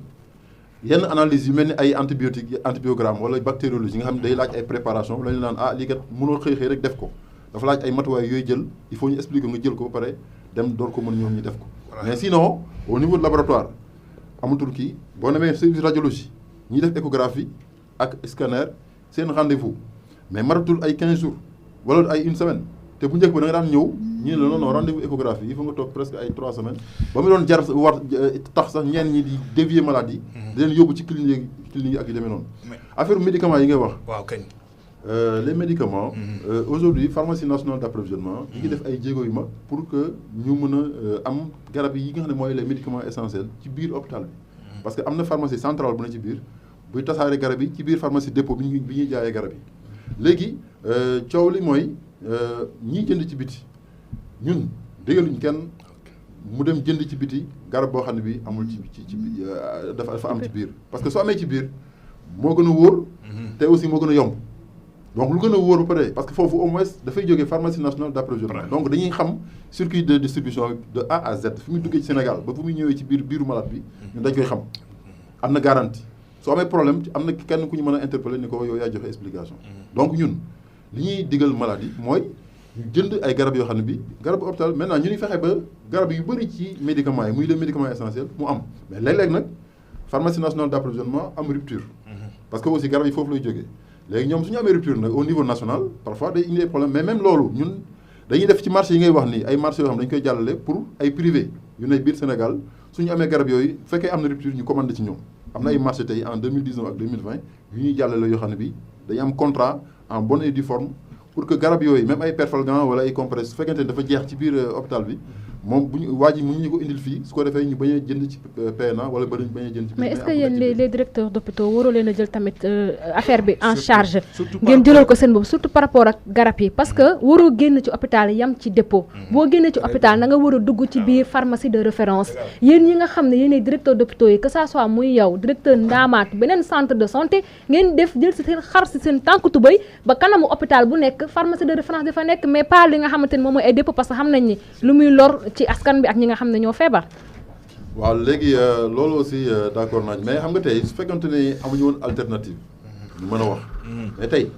mais ci buntu hôpital Matlaboul Fawzeyni am na fa pharmacien boo xam ne pharmacien attitré la docteur en pharmacie bu ma wax turam pour def publicité benn la fa sax waaw benn la mais au moins y a une alternative tey dooni man kat garab bi ma bëgg a jënd maanaam gisuma pharmacie privé bu koy jaay déedéet boo génnee rek sa càmmoñ di nga gis pharmacie ñëpp xam nañ ko maintenant nag yow bu fekkente ne yow ci sa maanaam jàngat da nga ni non bàyyi ma dem jënd ko fële mel ni ku nekk marché wala yooyu mais c'est pas des dañu ay commerçant ñoom pharmacien la pharmacie le pharmacien n'est pas un commerçant voilà le médecin également n'est pas un commerçant kon nag mënoo dem di ko jënd noonu rek comme ça parce que ni ñu koy jaay ak ni muy kiiwee dafa am yoon bu mu war a jaar te li tax mu am yoon mooy ay drogue la drogue nag maanaam paaka ñaari bor maanaam mën na faj fii mën na yàq fële kon ki koy jaay dafa war am lu mu war a xam ak fu mu war a jaar ba mën a am ay maanaam sañ-sañu jaay garab boobu docteur moo tax ba ñun am nañu alternative maintenant nag bu kenn génnee ci biti jënd ko foofu problème bi ngay wax maanaam la vente illicite de médicaments au niveau de Touba c'est un problème qui dépasse moi mes compétences en tant que directeur d'hôpital parce que c'est un problème de santé publique léegi loolu je pense que médecin chef district bi nekk Touba ak médecin chef de région bi nekk Diourbel ñoom ñaar ñooy personnes yi mieux placées que man pour mën a tontu ci problème boobu pour xool nu ñu ko mën a régler te yaakaar naa aussi ñoom tooguñu rek croiser seen ay loxo pour loolu même les pharmaciens privés yi nekk biir Touba ñi ngi jéem a def ay pexe ñoom itam pour xool nu ñu mën a fexe ba mën a lijjanti affaire boobu. docteur man constat bi ma def mooy compatriotes africains yi fay liggéey ñoom seen réputation dafa gën a rafet ci nit ñi que ñun ñi bokk fii dëkk Sénégal waxuma nag ña fay nekk liggéeyuñu am na fa peut-être que benn gynécologue bu fa yàgg sax tribunal fàtte boo gisee Touba ñëpp xam nañ ko ndax xëy na accueil bi muy def ak ni mu fonkee nit boo demee ci crèche bi am na ka fa nekk tamit compatriote africain la il respecte trop les patients mais damay gis fii ñi nga xamante ni ñoom ñoo dëkk ci dëkk bi doon ay sénégalais ils ne respectent pas les patients dina leen gëdd dina leen yooxu da ngay ñëw ci maternité bi nga gis jigéen ñi tëdd ci suuf karo gis naa ko loolu rek déjà foo xam da nga fa war a fajoo tëddal ci karo boo ñëwee di laajte du la sax faale da lay yooxu boo dugg ñu lay génnal bu yeneen li moom c'est secret bu leeroo si da lay tàpp di lay dóor mais man j'ai été témoin oculaire foofu si hôpital bi jigéen dugg ñun ko génnal sa biti am na doom boo war a faju maanaam yooyu yëpp am si hôpital yow doo ko xam mais est-ce que tamit yéen a ngi bàyyi xel tamit si ñuy respecté ñi nga xam ñoom ñooy patients yi. waaw non c'est-à-dire la question de l'accueil man ànd naa ak yow ci nii. am na ay jéego yu ñu ci war a defaat. parce que li may wax nii maanaam ñun dañuy xayma maanaam nekk ñun di xëy di liggéey rek ba woon noonu ñu wàcc li ñuy liggéey bu ñu liggéeyee ñetti weer dañuy toog xayma ko. bu demee juróom-benn weer ñu xayma waat ko bu demee juróom-ñeent ñu xayma ko bu demee at ñu xayma ko xool li nga xam ne moo ci ay rëq-rëq ñu xool nu ñu ko mën a joyantee maanaam tey fii ak ay mois de janvier février nañuy def xayma ci li ñu liggéey 2020 yëpp enquête de satisfaction bi ma wax ni dañ koy def at mu nekk maa ngi xaar résultats yi parce que ñu mën a xam mais daaw bi ñu ko defee waxtu bi daaw dañu gis ni ci accueil ak orientation mais am na ay jafe-jafe léegi nag maternité ñi fa nekk dama bëgg d'abord nga xam ni wax naa la ci commencement bi ni ñun amuñu duñu renvoyer malade loolu rek déjà je pense que c'est un point fort dans la prise en charge parce que mënoon nañ malade bi ñëw ñu ne maternité de fees na léegi da ngay jéem a dem Njaareem ba nga dem Dakar diggante muy jógee Touba dem ba Dakar suñu borom mën na indi ay problème dara mën na koy dal ci wala mu dal yaay ji wala doom ji donc boo ko ne déjà man foo mënti jógee boo ñëwee rek man dinaa la jël et bi ñu ko xaymaa ci 2019 3024 référence la ñu am ñetti junni ak ñaar fukki nit ak ñeent la ñu référé foofu ci maternité bi 3024 yooyu am ci kenn ku ñu jàllale Dakar ñoom ñëpp ci biir maternité bi la leen géré maintenant nag li nga wax ci ki leen jiite foofu muy koo xam ne kii du sénégalais mais loolu mën naa ci ànd ak yow parce que aussi bu fekkante ne amul fulla ak fayda wala mën a taxaw téye équipe xëy na kon loolu duñ ko mën def mi ngi ciy def lu mu mën moom docteur Basile léegi nag mais nag aussi il faut nga jàpp ne aussi du moom kese moo koy def parce que benn loxo kese du tàccu man mi ngi wax ak yow mais li may wax fi ci ay performance man donc mun ma ko fi indi da ngay ànd ak équipe donc am na fa ay jigéen ñoo xam ne bi dañu ànd ak moom ay sage-femme madame Niane jàmbaar oui maîtresse sage-femme bi à commencer par madame Niane ak ñeneen ñi ñoo xam ne bi ñoom tey ñoom madame Niane ñoo ngay wax noonu madame Niane ak ñeneen ñi nga xam ne ñoo fay responsable yi ñoom du ñoom ñooy jànni malade wala non taxawaay bi rafet na dama koy seede sa kanam kon nag su amee aussi ñuy jànni bon li ñuy wax mooy loolu duñ ci ànd maanaam tey man miy wax ak yéen jiite leen déglewuma kenn mu naan bu ñuy nit ñëwee ñaa ngi koy ñàkki teggin wala nga jànni ko seen recette sax dafa bari est-ce que hôpitaux yi waruñu am ay inspection également par exemple pour xool ba xam agent yi ñu bañ a yem rek ci client yi di dénoncer mais au moins mu am genre petite équipe boo xam ne de temps à autre nit ki bu amee jafe-jafe wala ñoom ñuy def ronde pour xool ba xam relation diggante clients yi ak ñi nga xam ne ñoom ñooy. oui day am ay mission de supervision maanaam tey li ñuy def nii ñi nga xam ne ñooñu ki yëlif nekk Dakar ministère de la santé dañ fiy ñëw lu bëri maanaam bu dee santé de la mère et de l' enfant am na direction de la santé de la mère et de l' enfant boo xam ne bii du toog ay juróom-benn weer yoo xam ne ñëwul ci biir structure yi waa région médicale de Diourbel dañ fiy def ay supervision di xool maternité yi xool ni ñuy fajee xool protocole de prise en charge yi est ce que jaar na yoon maintenant problème toog bi ñuy toog ci suuf ci karo yi loolu problème place moo ko indi te tey bu ñu tuxoon ci bâtiment bu bees bi problème boobu dina réglé wu. d'accord waaw mais non c'est que s'il y a pas c'est-à-dire c'est un problème de place. Laissez-moi prendre quelqu'un au téléphone. ok am na benn mbokk la allo salaamaaleykum wa rahmatulah. maaleykum salaam. sëñ bi noo tudd ak foo ñuy woowee. maa ngi tudd Aliou Sow maa ngi leen di woowee depuis Ndoyeen élevage. Aliou Sow bisimilah. waaw en fait maa ngi nuyu seen invité. ñoo ngi lay ñu le directeur de l'hôpital bu rafet bu baax a baax ci leeral yi jot a def donc amoon rek quelques questions yoo xam ne bëgg naa ko laaj mu leeral ma ci par rapport ak accueil bi benn parce que accueil bi ça reste à désirer beneen bi mooy janatu boo ko ñëwee nga nekk accompagnant malade wala nga indi fa dara boo gisee accompagnant yi da nga leen di yërëm parce que ku fekk di am malade bu malade bi génne yow yaay mujjee hospitalisé parce que suuraale bu ñu accompagnant malade parce que bu malade bi nekkee ci biir moom ci bis lay fanaan amul moustiquaire amul dara benn espace boo xam ne c'est pour les accompagnants beneen bi mooy dama koy laaj problème bi amoon foofu entre gardien bi nga xam ne ki nga yoroon sécurité ak benn sëriñ finalement ñu renvoyé gardien bi fekk nag juróom la doon def tey boobu benn suite lañ ci yox ci loolu parce que tamit nit ki tamit buy def liggéeyam ba li leen ñi fekk ko fa vraiment dañ ko waroon a jàppale ba mu génn ci loolu mais du ñu renvoyé ma donc loolu tamit point boobu maa ngi ko bëgg mu leeral ma ci bu baax lu ko mooy nag vraiment ñu ngi rafetlu ca nag hôpital de référence la parce que li ñu soxla Dakar lépp am na fi jërëjëf mais nag ñu fexe ñu jàppale gars yi ci accueil bi jërëjëf ñu ci ëpp solo jërëjëf ñu ngi koy gërëm bu baax a baax di wax ñi bëgg a woote ñu baral rek 88 628 48 86 directeur di la jottali nuyoo également sa xarit Thierno Diakhaté directeur de cabinet maire bu Touba bisimilah ci tontu yi. jërëjëf Mohamed Diop donc ki nga xam ne ñu ngi nuyu ki nga xam ne moo woote di rafetlu li mu wax di wax ni ci wàllu accueil bi xam nga maanaam contact bi nga xam ne moom nga kiy jëfandiku booy jëfandiku di am ak hôpital bi contact am bu njëkk du contact ak médecin du contact ak infirmier wala mu nekk ak sage-femme donc ce n'est ni médical ni paramédical buy ñëw ñi muy njëkk a jot mooy agent de sécurité parce que bërëb la boo xam ne bii kenn waru faa dugg nu la neexee wala nga génn fa nu la neexee ba tax day am ci bunt bi tout à fait benn équipe de sécurité boo xam ne ñoo fay toog léegi ñooñu ci seen cahier de charge maanaam li nga xam ne moom la leen sas mooy sant ñu leen ngeen xuloo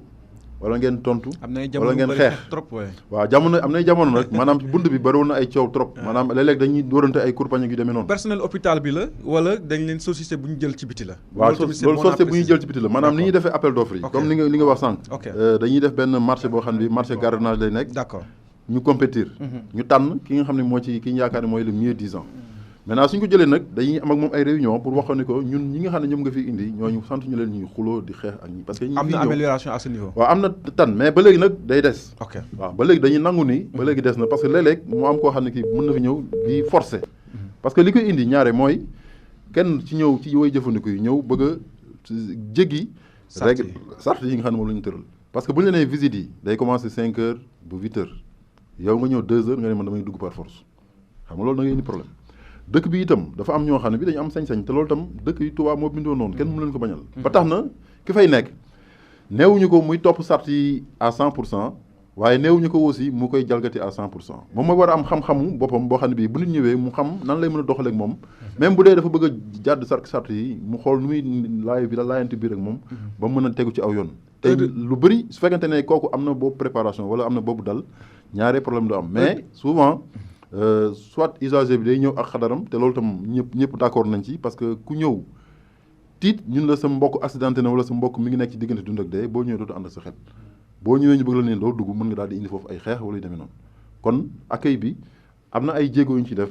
waaye nag ba léegi man il faut ñu continuer jéego yooyu pour mu gën a jëm ca kanam su ko defee nit ñi gën a mën a gis seen bopp. ci la cherté des tickets. waaw tickets yi aussi dañ naan hôpital dafa cher ça je pense que c'est une réputation mais dama bëgg xamal ah. wala yow dara fay 4000. allo salaamaaleykum xaa ñu jël kii ba pare nga tontu. waaleykum salaam wa rahmatulah. noo tudd ak foo ñu woowee. maa ngi tudd El Hadj Xaas Mbaye dëkk fii ci Mbacke Bawol. El Hadj Xaas bisimilah. maa ngi lay ziar rek ñu sama xarit Babacar Samb ak sama jigéen Mariama Diop di ko ñaanal suñu borom yàlla yàggal taxawaayam. maa ngi nii docteur di déglu waxtaan bi am mbégte ci moom nag ci mbégte bi may am ci moom jo mooy macha allah kaddu gi yar bi ak dal gi parce que xam-xam dañ seen naw nga amul yar xam li ngay wax te teg ko ci teggi te ñun ñu ma ko gisee nii yàlla xam ne mosuma ko gis mais ku ko naw laa te xamal naw ko mooy fi mu nekk mooy dëkk boo xam ne dafa naqaree nekk mais ñu ma gisee ñu waxe ci rajo bi bu ko fekk juróom jàpp naa ne jafe-jafe yu bu yàggee ci hôpital bi ñun ñi nga xam ne ñooy dem foofu jafe-jafe yu bëri yu ñuy am ci rawatina ci accueil bi yaakaar naa ne bu gën a saafara ko parce que jannatu maanaam wax na ko dafa Touba dafa nekk dëkk boo xam ne mooy hôpital bi gën a cher parce que dañ ko xamul parce que sooy dem hôpital ticket bi fa gën a yomb jàpp naa ne 4000 francs te da ngay dagg dikkaat ministère ñu ne da gàttal ci 4000 francs te boo jógee Mbàkke dem Touba lu minimum da nga ñàkk bu dee oto la yor da nga ñàkk 3000 boo yor oto boo jëlee tax da nga fay 2100 wala nga fay 5000 francs loolu vraiment bu ma samoon ñu dimbali ci moom it dimbali ci social ci nga xam ne tey boo daggee ticket 4000 francs waral na ko au moins ñaar rendi nga soog a mën a daggaat ci mais rendi bu mercredi bu dëkk nga bëgg a dagg 4000 francs ak say frais sa doom feebar nga yor ci ñaar wala ñett loolu vraiment lu nekk la jigéen ñi fay dem di visite surtout ñu koy jàmbat te daal moom soxleen ko ba ku ñëw ci hôpital moom xam ne am na docteur bu bees am na bu dégg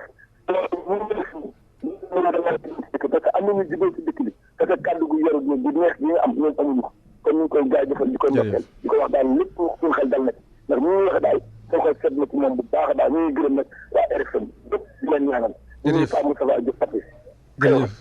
donc foofu mu ñambaas ko ci quoi Xaas Mbaye ci diwaan bu Mbàkke Bawol ñu ngi koy gërëm bu baax a baax di ko sant 88 628 48 86 chef des tickets laa bëggoon ñu waxtaan directeur mu gaaw. waaw balaa keneen dañu fekk ticket yi d'abord li ma ciy wax mooy dañuy jàpp ni hôpital bi dafa nekk hôpital national bu nekk ci biir diwaanu Sénégal donc nekkul Dakar wax naa ko ci commencement bi loolu benn la ci kii léegi nag médecins yi fay nekk itam di faj wax naa leen ni boo jëlee ñi fay faj bu ñu téeméer. maanaam wala nga xaaj ko ñetti xaaj benn xaaj bi état bi moo leen di fay mais yeneen ñaari xaaj yi hôpital bi ci boobu moo leen di fay te masse salariale bi dina yegg téeméeri million ak lu mat ñaar fukk par weer bu jot avant le 5 génne ko loolu nag xaalis bi nit ñi di fay ci bunt bi wala yi nga xam ne moom la ñuy état bi remboursé ci la ñuy mën a sukkandiku pour mën a def dépense yooyu donc bu fekkee ne nit ñi nanguñu ni dañuy fay day daal di indi ay problème muy benn maanaam médecins yi fay nekk aussi mook médecins yi nekk Dakar ñoom ñoo yem tey 4000 yi ñuy wax ni moom ngay fay ticket bi gën a ndaw moo rectifié sëñ bi ni ko loolu médecin spécialiste yi ñoom ñooy fay 4000 mais bu dee tey da nga ñëw consultation externe nga ñëw ci médecin généraliste 2500 la boo demee tey ci sage-femme yi tam yaakaar naa 1500 francs ngay fay donc doo fay 4000 mais 4000 c'est les médecins spécialistes comparé ak yeneen régions yi wala Dakar non yeneen régions yi 5000 lay nekk boo demee tey consultation bi nekk fii 4000 boo demoon tey hôpital Dantec da ngay fay 5000 francs CFA junni ngay fay boole passe bi nga passe dem ba foofu kon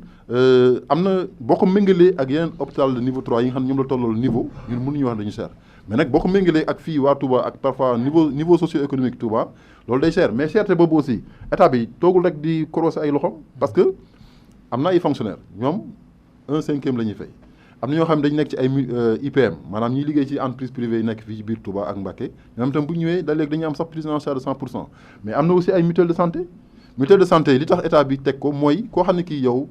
booy faju da ngay làmb sa poche di faju dañu la kaay nga cotiser 3500 état bi tegal la 3500 muy 7000 francs at mi yëpp soo ñëwee hôpital maanaam faj bi 1/5 bi ngay fay maanaam bu dee junni la ñaar téeméer kese ngay fay loolu état teg na ko fi am na union départementale des mutuelles de santé de Mbacké bu nekk fii boo xam ne bii képp koo xam ne kii bootu nga ci boo ci bootoo di cotiser mais boo ñëwee ñu ngi fay ñëw chaque jour mois bii passé am na ay signé na maanaam ay factures yoo xam ne ñoom def nañ ko mooy union départementale des mutuelles de santé non état mi ngi def li mu mën ci fay bi xëy na dina am ay yéex léeg-léeg waaye quand même surtout 2019-20 bi ñu nekk nii ak mbas mi am na ay efforts yu ci état bi def des na nag mais am na ay efforts yu mu def ci pay remboursé maanaam affaire mutuelle de santé yi wala affaire césarienne yi tey aussi ñi nga xam ne dañuy am 60 ans mais ñoom dañuy jël en charge plan César tey ku am 60 ans ci biir Sénégal boo amee carte d'identité bu bees boo ñëwee foofu daanaka 1/5 moom ngay fay bu fekkente ne tey aussi da nga nekk jigéen nu wérul war a di accoucher doo césarienne c'est gratuit bu dee 0,5 ans bu ñu la fa référé maanaam nga jël ci benn dispensaire wala benn poste ñu référé fa consultation de fay mais nag kii di am fois parfois da lay yebal naan dama jëndi ko fay jëndi ko fale waaw kit yi aussi c'est-à-dire ñun dañuy def effort pour que maanaam ci biir pharmacie bi ñu mën a matal kit yëpp parce que loolu mooy tax ba gratuité bi aussi nekk une réalité parce que coow li mooy li ñuy bañ mooy li ñuy di jëndi garab yi foofu waaw jënd bi mën na indi ay problème wala ay njuñ jaaj ci diggante bi te loolu tam gën a allo salaamaaleykum oui maaleykum salaam. noo tudd ak foo ñu woowee. soxna Ramatoulaye Cissé bàjjenu gox Daaru Salaam. soxna si ñu ngi lay ziar bu baax. maa ngi nuyu docteur Lo moom. di kontaan trop ci moom. ci liggéey bi muy liggéey foofu ci Jannatu. ndax ñun bàjjen yi gis nañ ci suñu bopp bu baax a baax. ndax saa bu ñu fi indee malade dañuy accueil normal surtout mutuelle de santé yi ñu fi ñëwee. dañ koy gis suñu bopp docteur Lo ñu ngi koy sant di ko gërëm di ko ñaanal yàlla liggéeyam jëm ci kanam ñun waa Daaru Salaam bàjjenu gox yi soxna Ndeye Kane ñun ñëpp ñu ngi lay nuyu di la ziyaare bu baax a baax. jërëjëf merci beaucoup. jërëjëf ñu ngi koy gërëm bu baax a baax bàjjenu gox boobu di gërëm bu baax a baax Adama Seck également moo ñuy suivre ci live bi ñuy amal ci Facebook bi ci RFM Mbacké balaa may jox Marema Diop. Docteur, je voudrais aussi dire que hôpital Fawzeyni ak bu Ndamatou dans tout le Sénégal maanaam 36 hôpitaux yi nekk ci biir Sénégal ñoom rek ñoo fi nekk hôpital yoo xam ne bi ndongo daara yi duñu fay dara. yéen également am ngeen programme ndongo daara. Oui c'est-à-dire tey am na Ndamatou mais xaw moon ne am na. non am na Fawzeyni te fii dañuy opérer maanaam tey képp koo xam ne kii da nga nekk un apprenant nekk ci ndongo daara ci daara boo xam ne bi bu wóor nañ ni daara la amul benn njuñ njaaj boo indee malade bi dañ lay defal consultation doo fay dara bu dee analyse wala rajo doo fay dara. intervention chirurgicale ak hospitalisation doo fay dara donc ndongo daara yi rek loolu facture la boo xam ne bii ay millions lay doon par année boo boolee li ñuy def yëpp ci wàllu social bi day nekk ay 85 millions de francs CFA ci at mi bu ñu jël ci at mi jagleel ko ñi nga xam ne seen doole modèle disponible te facture yi nga xam ne ñoo fay ñëw maanaam ñiy ñëw di demander service social pour ñu wàññi leen maanaam am na 40% bu hôpital supporté ci 2019 maanaam tey facture bu dee 100% la 40% yëpp maanaam bu doon 100 millions la 40 millions yi hôpital bàyyee na ko pour ñoom ñu wàññi leen ko. ci la ñu war a fay. docteur yaa ngi opéré ba léegi. bon maa ngi doon consulter opération moom gëj naa ko def depuis maanaam 1 an et demi mais consultation yi bi ma ñëwee fii. fekk rang bi xaw a sori trop ci orthopédie traumatologie dama ni man damay ñëw chaque mardi après midi ak chaque jeudi après midi. may def consultation pour ñu wàññi loolu parce que aussi comme ni nga waxoon sànq ci Babacar maanaam fexe ba askan wi di gaaw a jot ci paj mi moo waral ñuy ñëw mën a di def loolu aussi daañu ko def mardi bu nekk ak jeudi bu nekk de 16h à 18h bi mbas mi tàmbalee nag lañ jéem a changé waat programme bi ba léegi defuñu ko mais jàpp nañ ni bu ñu demaatee 2021 nañ jéem a lancé waat programme boobu. hôpital bu bees bi pour yéen menace lay nekk wala ça viendra en complément surtout dans la perspective des recettes yi nga xam ne forcément xëy na peut-être dinañ jàpp ne dina wàññeeku. non man pour man du menace opportunité la parce que Touba ni muy màggee loolu liggéeyu Sëriñ Touba la. te benn hôpital kese doyu fi ñaar ba ñett war na fi mën a am. te boobaa tam du nekk concurrence boo xam ne bi day nekk concurrence déloyale maanaam kenn ku nekk dafay am looy jël ci li maladie laaj ci wàllu soxla nga jéem a xool noo ko mën a ci wàllu faj nga saafara ko su ko defee paj mi dina gën a aw yoon parce que tey bu dee hôpital Fawzeyni dafa dem ba maanaam surchargé bloqué nit ñi di fa ñëw boo xam ne kii finalement maam ñi fay faj ni ñuy faje sax ak conditions yi ñuy faje day dem ba xaw a doy waar ba tax na suñu amoon benn hôpital boo xam ne bi dina jël gën a avancé ci wàllu ay cancer wala yenn xeetu faj yeeg yu demee noonu loolu tam je pense que day nekk toujours lu baax ci dëkk bi mais du nekk menace mais opportunité lay nekk. moi j'ai fait des constats yoo xam te ni wax dëgg yàlla en fait foog ñu laaj la ko luy secret bi parce que remous yi dafaan gën a bëri foofu noonu au niveau de l'hôpital avant votre arrivée coow li bari woon na fa lool mais depuis que bi nga ñëwee ba léegi gis nañu ni sa diggante ak syndicat yi bon xaw ma ndax mais nga tax na daal. situation sociale bi waaw coow li bareetul foofu na beneen côté aussi tamit seetlu naa ni en fait hôpital bi ban côté sax laay waxati si wàllu ni nga doon wax sànq cet beeg sell gi wax dëgg yàlla am na ay avancé ndax tamit nit ki li nga gis rek moom ngay wax beneen côté tamit dana la ko féliciter donte sax taxul ñuy toog mais tamit ay citoyen comme ñëpp rek gis nañu ni système bi gaaw na si wàllu informatisation bi hôpital boobu ngay ñëw benn yoon faji foofu ñëwaat ñu wax loo tudd maanaam mbir mi leer na dégg naa temps yi ay problème xaalis fee ndaamaatu mais yéen yaakaar naa du ngeen am loolu ndax ni ma gisee ni muy doxee kenn mënu fa njuuj njaaj loolu lépp yaa ko fi indi wala da nga fa fekk système bu bees yi moo fa am nii. waaw maanaam suñu diggante ak partenaires sociaux yi nga xam ne mooy syndicats yi. yaakaar naa secret bi. du leen lu mooy leeral. maanaam bu fekkee ne yow li ngay def suba ba ngoon jot dafa nekk loo xam ne lu leer nañu la amoo leen loo ciy nëbbu. ñi ngi ko seqal bu ñu xamee li ngay def mu leer nañu seen bët yaakaar naa yenn coow yi du am te itam ñi fay liggéey wax naa la ñi ngi def ay jéego. ba li nga xam ne moom la hôpital bi di liggéey ci wàllu xaalis ak yooyu ñi ci war a fay nit ñi bu weer dewee ñu fay leen jamono may wax ak yow amelu ma benn agent dërëm tey le 19 décembre mais ñoom fay nañ leen depuis seen salaire yëpp kon loolu bokk na ci li nga xam ne mooy tax ba liggéeykat yi mën a dal yenn yi aussi mooy seen ay conditions de travail nga xool noo ko mën a améliorer maanaam tey bu dee da nga nekk ci bureau nga fexe ba li war a nekk ci bureau bi yëpp nekk fa li fa war a dox lépp dox fa bu dee garab yi ñuy fajoo itam def nañ ci ay jéego parce que maanaam yokk nañ garab yi ñu leen di jox lu mel ni laboratoire wala radiologie aussi seen jumtukaay yi ñuy soxla pour mën a liggéey yooyu itam fexe nañ ba yokk nañ itam produit yi nga xam ne moom la ñu utiliser mu lu mel ni ay fourniture de bureau wala ay consommables informatique maanaam tey fi mu nekk nii boo ay par 3 mois la ñuy def commande boo defee commande 3 mois di nga toogaat ñetti weer door a lancer waat commande bi parce que jumtukaay yi weer bu jot nañ ko mën a ravitailler nii ñu mën a liggéey ba pare itam en matière de gouvernance sanitaire li ñuy liggéey ñetti weer yu ne dañ koy xayma maanaam chaque 3 mois dañu may woo chef service yëpp ak surveillant service yëpp ak chef division yëpp ci service yi fa nekk yëpp ñu daje ñun leen ci ñetti weer yi weesu lii la hôpital bi liggéey ci wàllu xaalis dépense yi la def lii moo ci des su ko defee ñoom nañ teg seen bët xam ni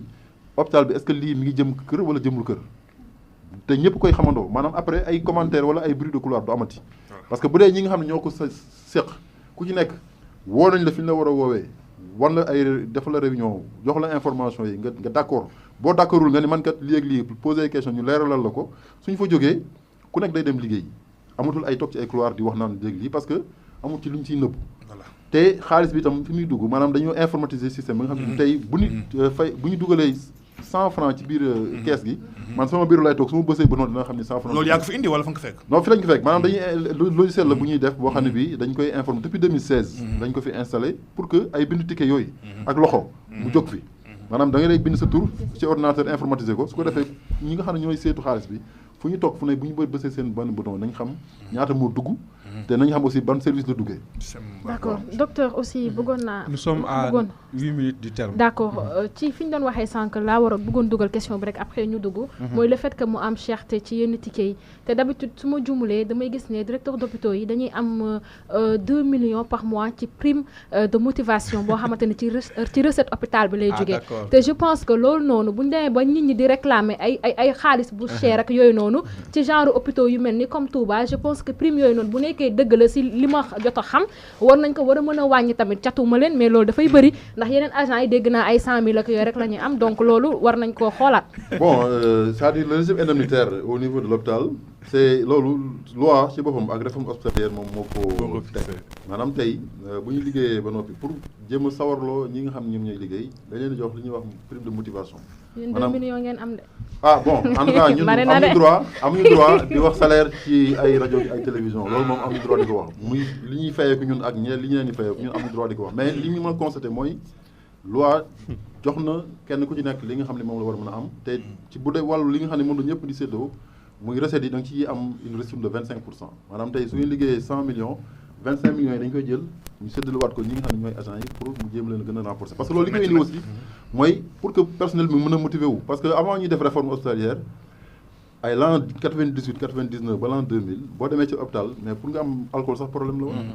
lampe day brûler duñ ko mën a remplacer robinet yàqu kenn du ko mën a réparer wala buntu yàqu doo am serrure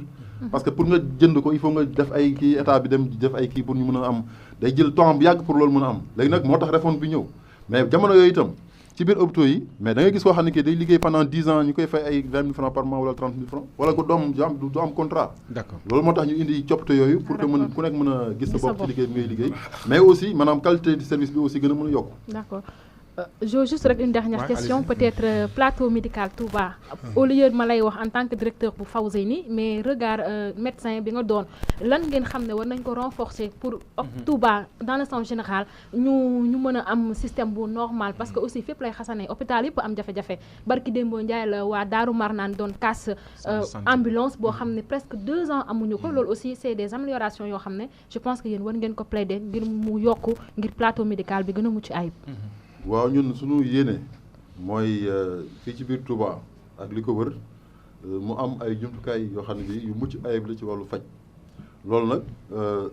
nguuru Sénégal yi nga xam ne moom moo ñu jiite ñu ngi ciy def seen kéemtalaay kàttan di tabax parce que li ci njëkk mooy ay infrastructure mais également après infrastructure am na aussi ay équipement maanaam boo tabaxee tabax yi ba noppi il faut nga def ci ay équipement pour nit ñi mën a liggéey mais il faut aussi que moom ay nit ñu koy parce que tabax yi kese ak seen équipement mënul tax affaire dem il faut nga am ay médecins ay infirmiers ñoo xam dañu am qualification loolu nag Sénégal xañ na amu ci lu doy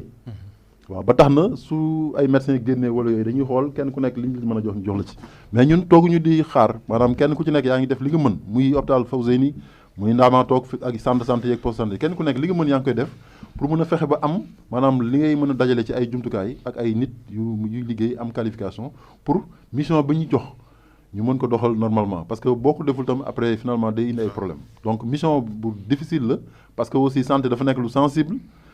te kenn mënu ko ñàkk aussi te ku ko ñàkk tam faaw nga wut noo def ba mën koo amaat sa santé boobu loolu moo tax ba mu nekk loo xam ne lu compliqué la waaye teewul ñi nga xam ne ñoom ñoo yore saytu affaire yooyu ñu ngi ciy def seen kéemtalaay kàttan pour que vraiment nit ñi seen santé gën a mën a améliorer su ko defee économie bi gën a mën a jëm ci kanam. voilà bon man de xanaa je n'ai plus de questions bon docteur waaw damay rafetlu rek xëy na joxe sa impression humilité bi ak ni ñooy leeral lu bari loo xam te ñun xamuñu ko woon tey askan wi lañuy xaar ci kilifa yi waaye xam naa damay anticiper sama j'aime ou j'aime pas rek ce que j'aime mooy moom si biir centre bi mu nekkee di fiy liggéey dama fa gis benn agent boo xamante ni wax dëgg yàlla dafa ma neex ni muy taxawee da nga naan kii dafa njañu Baye Fall la mais fu nekk lay dugg fu nekk lay dem di orienter gars yi di jouer rôle garde yi Pape Mbaye la nga koy wax lu ma xam si hôpital bi bu dee ay affaire nu muy publier si moom laa ko gisee sa bureau si moom laa ko jëkk gisee sa salle de réunion si moom laa ko jëkk gisee kon kooku noonu mu taxawee noonu mu ngi promouvoir man en fait liggéeyam neex na parce que bu ko neexoon yem ci fa muy liggéey mais man saa yoo fa ñëwee da lay gindi lay teg si yoon te noonu la mel si bépp malade kon jàpp naa ni képp kuy liggéey Touba da ngay privilège d'abord mbirum talibé bi wàcc sa bopp jàppale nit ñi ba pare nag soo koy doon li nga doon loolu moom bokk na si lu ma gën a rafetlu merci Babacar merci beaucoup waaw allez-y madame amélioration yi nga xam ne am na ci hôpital Fawzeyni surtout accueil bi léegi moom dara dootu la xeeñ foos dootu la xeeñ karo nañ fépp fa la neex ngay lal julli loolu moom neex na ma trop ci amélioration yoo xam ne docteur def na ko merci beaucoup madame di leen jox rendez-vous rek prochainement xëy na di jox directeur mu tàggatoo moom tamit waaw maa ngi leen di gërëm ci invitation bi ngeen may invité di rafetlu itam waxtaan bi ni mu déroulé woo ak di leen gërëm tam ci li ngeen ma may ma mën a jàkkaarloo ak askan wi ñi nga xam ne ñoom la ñuy liggéeyal pour am yu ñuy leeral ci doxalinu hôpital bi ndaxte nit ki bu la dénkee wax dëgg yàlla laaj na léeg-léeg ngay ñëw wax ak ñoom ci fi nga xam ne foofu nga toll ci liggéey bi ngay liggéey te loolu tam wax dëgg yàlla lu mel ni émission yu mel nii dina permettre ñu gën a xamale hôpital bi ak way jëfandiku yi kon nag vraiment maa leen ci sant leen ci gërëm di ñaan suñu borom taxaw leen ba liggéey bi ngeen liggéey jëmale ko ci askan wi mu jëm ci wàllu information ak communication suñu borom dafa leen ci lu koy seen jot ñoo ngi ñaan itam maanaam mébét yi nga xam ne moom la ñu am ci hôpital bi mu nekk fexe ba képp koo xam ne kii Touba nga dëkk nga mën a fajoo Touba suñu borom defal ñu ci lu kawe suñu jot jërëjëf maa ngi leen sant leen gërëm jërëjëf ñoo ngi koy sant bu baax a baax di ko gërëm tamit di sant ñi nga xam ne ñoo ngi doon bàyyi xel ku ci mel ni soxna Marema Sall bu APR bokk ci je crois le camp de Galoba bravo à notre directeur j'espère que xëy na foofu lay liggéeyee ñoo ngi koy ziar bu baax a baax moom soxna Marema Sall di gërëm bu baax a baax Jaxate Thierno Jaxate bu mairie bu Touba ak Adama Seck Adama Seck bu hôpital bu Mbacké centre de santé ñoo ngi leen di gërëm bu baax a baax di leen sant di gërëm ñëpp ñi nga xam ne ñoo ngi doon bàyyi xel di gërëm Madiop Sylla ci technique bi Cheikh Tall ci digital bi di gërëm bu baax a baax directeur bu hôpital Matlaboul Fawzeyni waaye di leen passer rek juste un petit message par rapport ak garab yi nga xam ne jamono ji ñoo ngi koy jox xale yi ñu bari ñoo ngi koy rejeté di dàq ñi nga xam ne ñooy personnel de santé bi ba tax na waa district ñoo ngi sàkku ci askan wi ñu gën a xam ne loolu du garab boo xam ne garab yu bon la waaye li nga xam ne moom la ñuy woowee maladie tropicale négligée jamono ji moom la ñuy fexe ba xale yi bañ koo am ci li nga xam ne mooy diwaan bu Touba ça n'a rien à voir avec le Covid nañu am xel mu dal par rapport ak loolu ba tax na ñu bëggoon jàll bu baax a baax message boobu di leen gërëm bu baax a baax di leen sant di leen jox rendez-vous incha allah. ak senevision.com la crédibilité notre credo. senevision.com wóor la ñuy tëggoo. senevision.com kumpa tàggoo nag yéen. kii nag di leen wéy di ñaan ngeen di abonné ci suñu site bi di senevision.com te bu leen fàttee di bës cloche bi mooy tax mu leen di man di signaler bépp vidéo boo xam ne dugal nañ ko ci site bi ngir ngeen man di topp suñu programme.